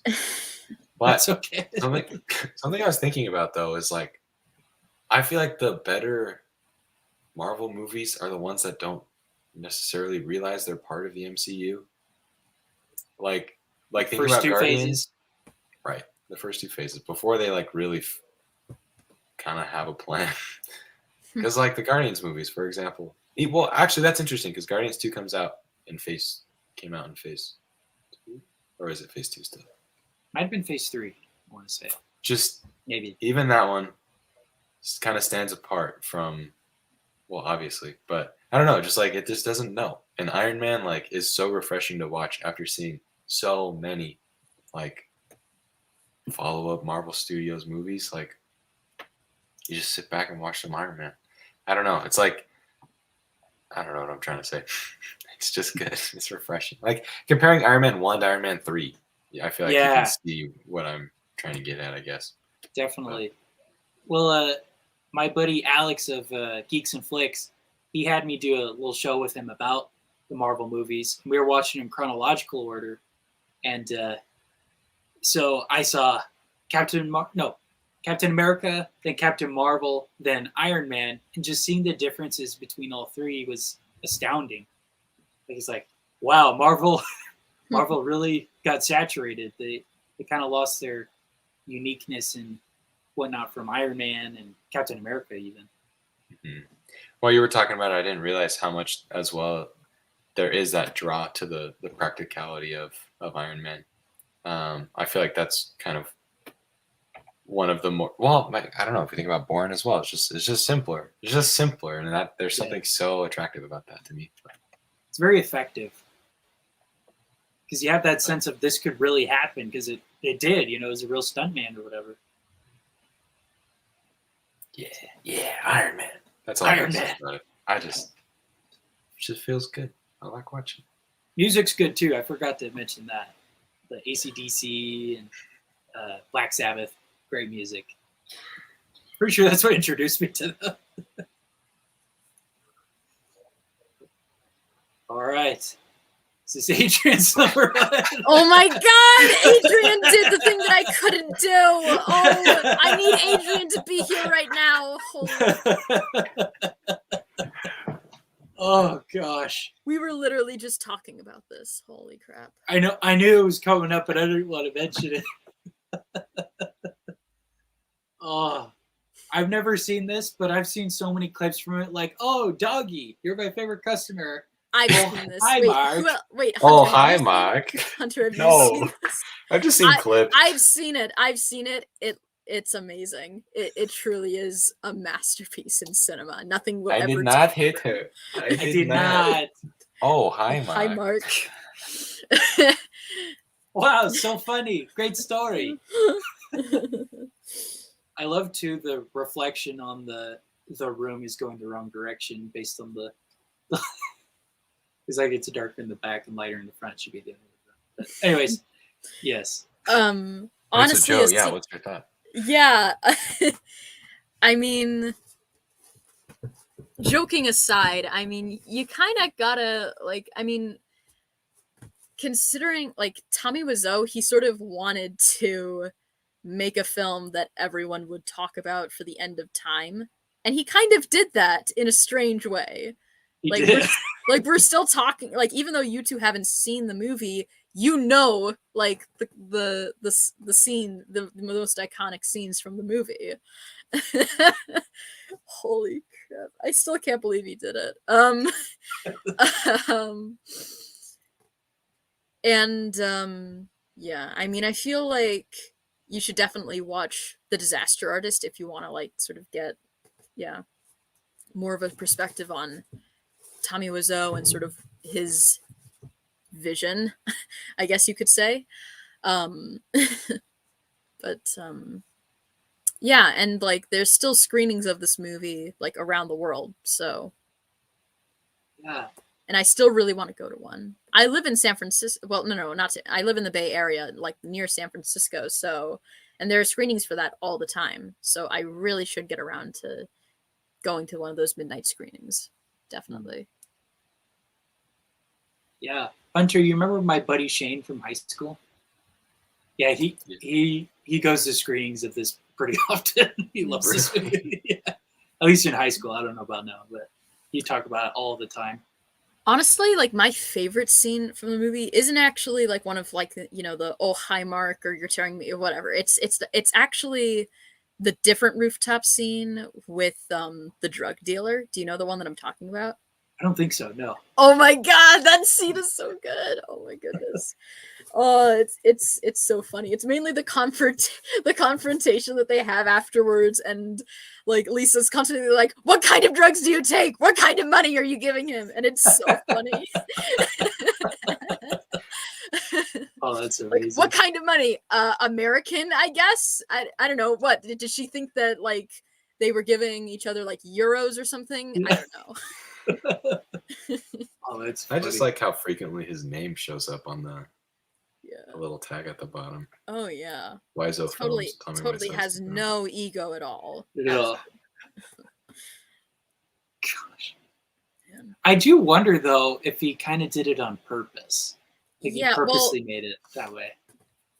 he says that like Tommy has said that like he oh yeah, I meant for it to be funny on purpose, when really like if you look at when you see interviews with like the actors, they were like, no, Tommy meant for us to say everything that we said exactly the way that we said it. So probably like when he realized that like everyone loved the movie but not in the way that he intended it to be, he sort of tried to go along with the joke. So yeah. But I really wish Adrien was here to talk about the I magnificence know. of this movie. I know. You know what? That's probably, he's gonna be so disappointed that like he wasn't able to be here for the joke. Oh my god. Oh my god. It kind of makes me wish that I had the balls to do what Adrien did here. Like, yeah. All right. Here's my number one. Tonal shift, one Yeah. masterpiece to another masterpiece. Just long story short, love the Battle of Helm's Deep towards the end. And I love Rohan in general. You know, they're the horse masters. So they have really cool helmets. They have like a horse face on it. Looks really cool. And I love that Frodo and Sam, you know, they meet up with Gollum. So they're trying to get to Mordor with him. And I love Saruman in this movie. He creates his army of orcs and Uruk-hai. Love that. Yeah, Battle of Helm's Deep alone, though, really, really amazing part of this movie. And yeah, I don't want to give too much away because, like Joe said, they haven't seen it yet. But yeah, great story.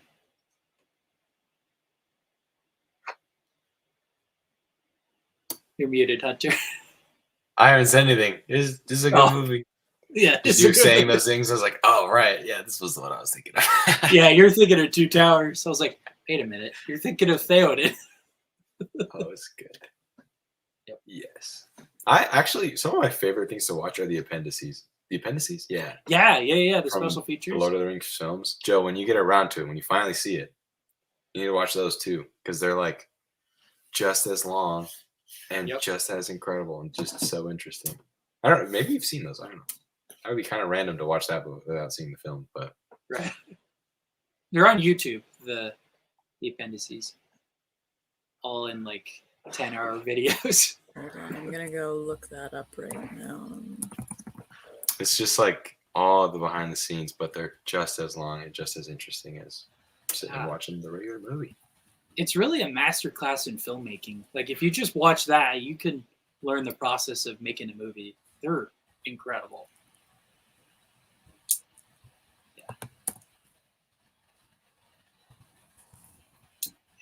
But yeah, Two Towers, man. I wish I had a poster for it. I just have one for the Fellowship. All right. Well, I think that's the end of the list. Yeah. Yeah. So that's the 2000s, guys. Probably honestly, one of the greatest decades, at least my childhood. 2010s were kind of hit and miss. We might all be kind of biased because we sort of grew up into the 2000s, but like. Yeah, maybe so. But yeah, any last final thoughts you guys have about movies or movies in the 2000s? It's a good movie. It's a good movie. No. No, and my I'm so sad that Adrien wasn't able to join with us in that. I would have really liked to hear his thoughts on The Room. And to contribute to the many tonal shifts throughout this list as well. Yes. His was probably the craziest. Like, yeah. Truly the craziest when you start off with Irreversible and then you end with The Room. that is quite the list. He's got quite the palette, I must say. Before we end, do you guys have anything you want to plug or talk about before we close? I mean, I'm not very active on YouTube, obviously, but I don't know. You can follow me on Instagram if you want. Which I assume is in the description. Yeah, all of our socials are in the description. Yeah. And you follow I don't do anything, so I have nothing to plug. I'm just around. I'm just kind of here. So you're just kind of here. Let's see. I have my review for Christmas in Connecticut coming up at 8 p.m. So go to Spotify or Apple Podcasts for that. But other than that, I don't really have anything else. Pretty crazy. This is the second to last in the Decade series. So we're hoping to do the 17th for the next one. Fingers crossed, scheduling works out. Yeah. Well, Thanks for coming on, guys. Thanks for having me. Yes. Thanks for having us. This was fun. And I'm waiting for Adrien's essay. I want it on my desk by tomorrow morning. I know. Yes, I want him to tear me apart for what was it? There's something I said he probably would tear me apart for. Yeah. Well, anyways, thank you guys so much for coming on today. We'll make sure to catch up for the 17th. We'll see how that goes. And if you aren't subscribed already, make sure to do so. Click the bell to be notified when new episodes come out. I'm trying to come up with a schedule. Hopefully in 23 we'll have a little bit more consistency. We'll see. But yeah, thank you so much. This has been Really Old Movies. I'm your host, Harrison Scullin. It's Joe, the Awkward Actor, and Hunter, who's kind of just here, and Adrien as well, even though he's not here.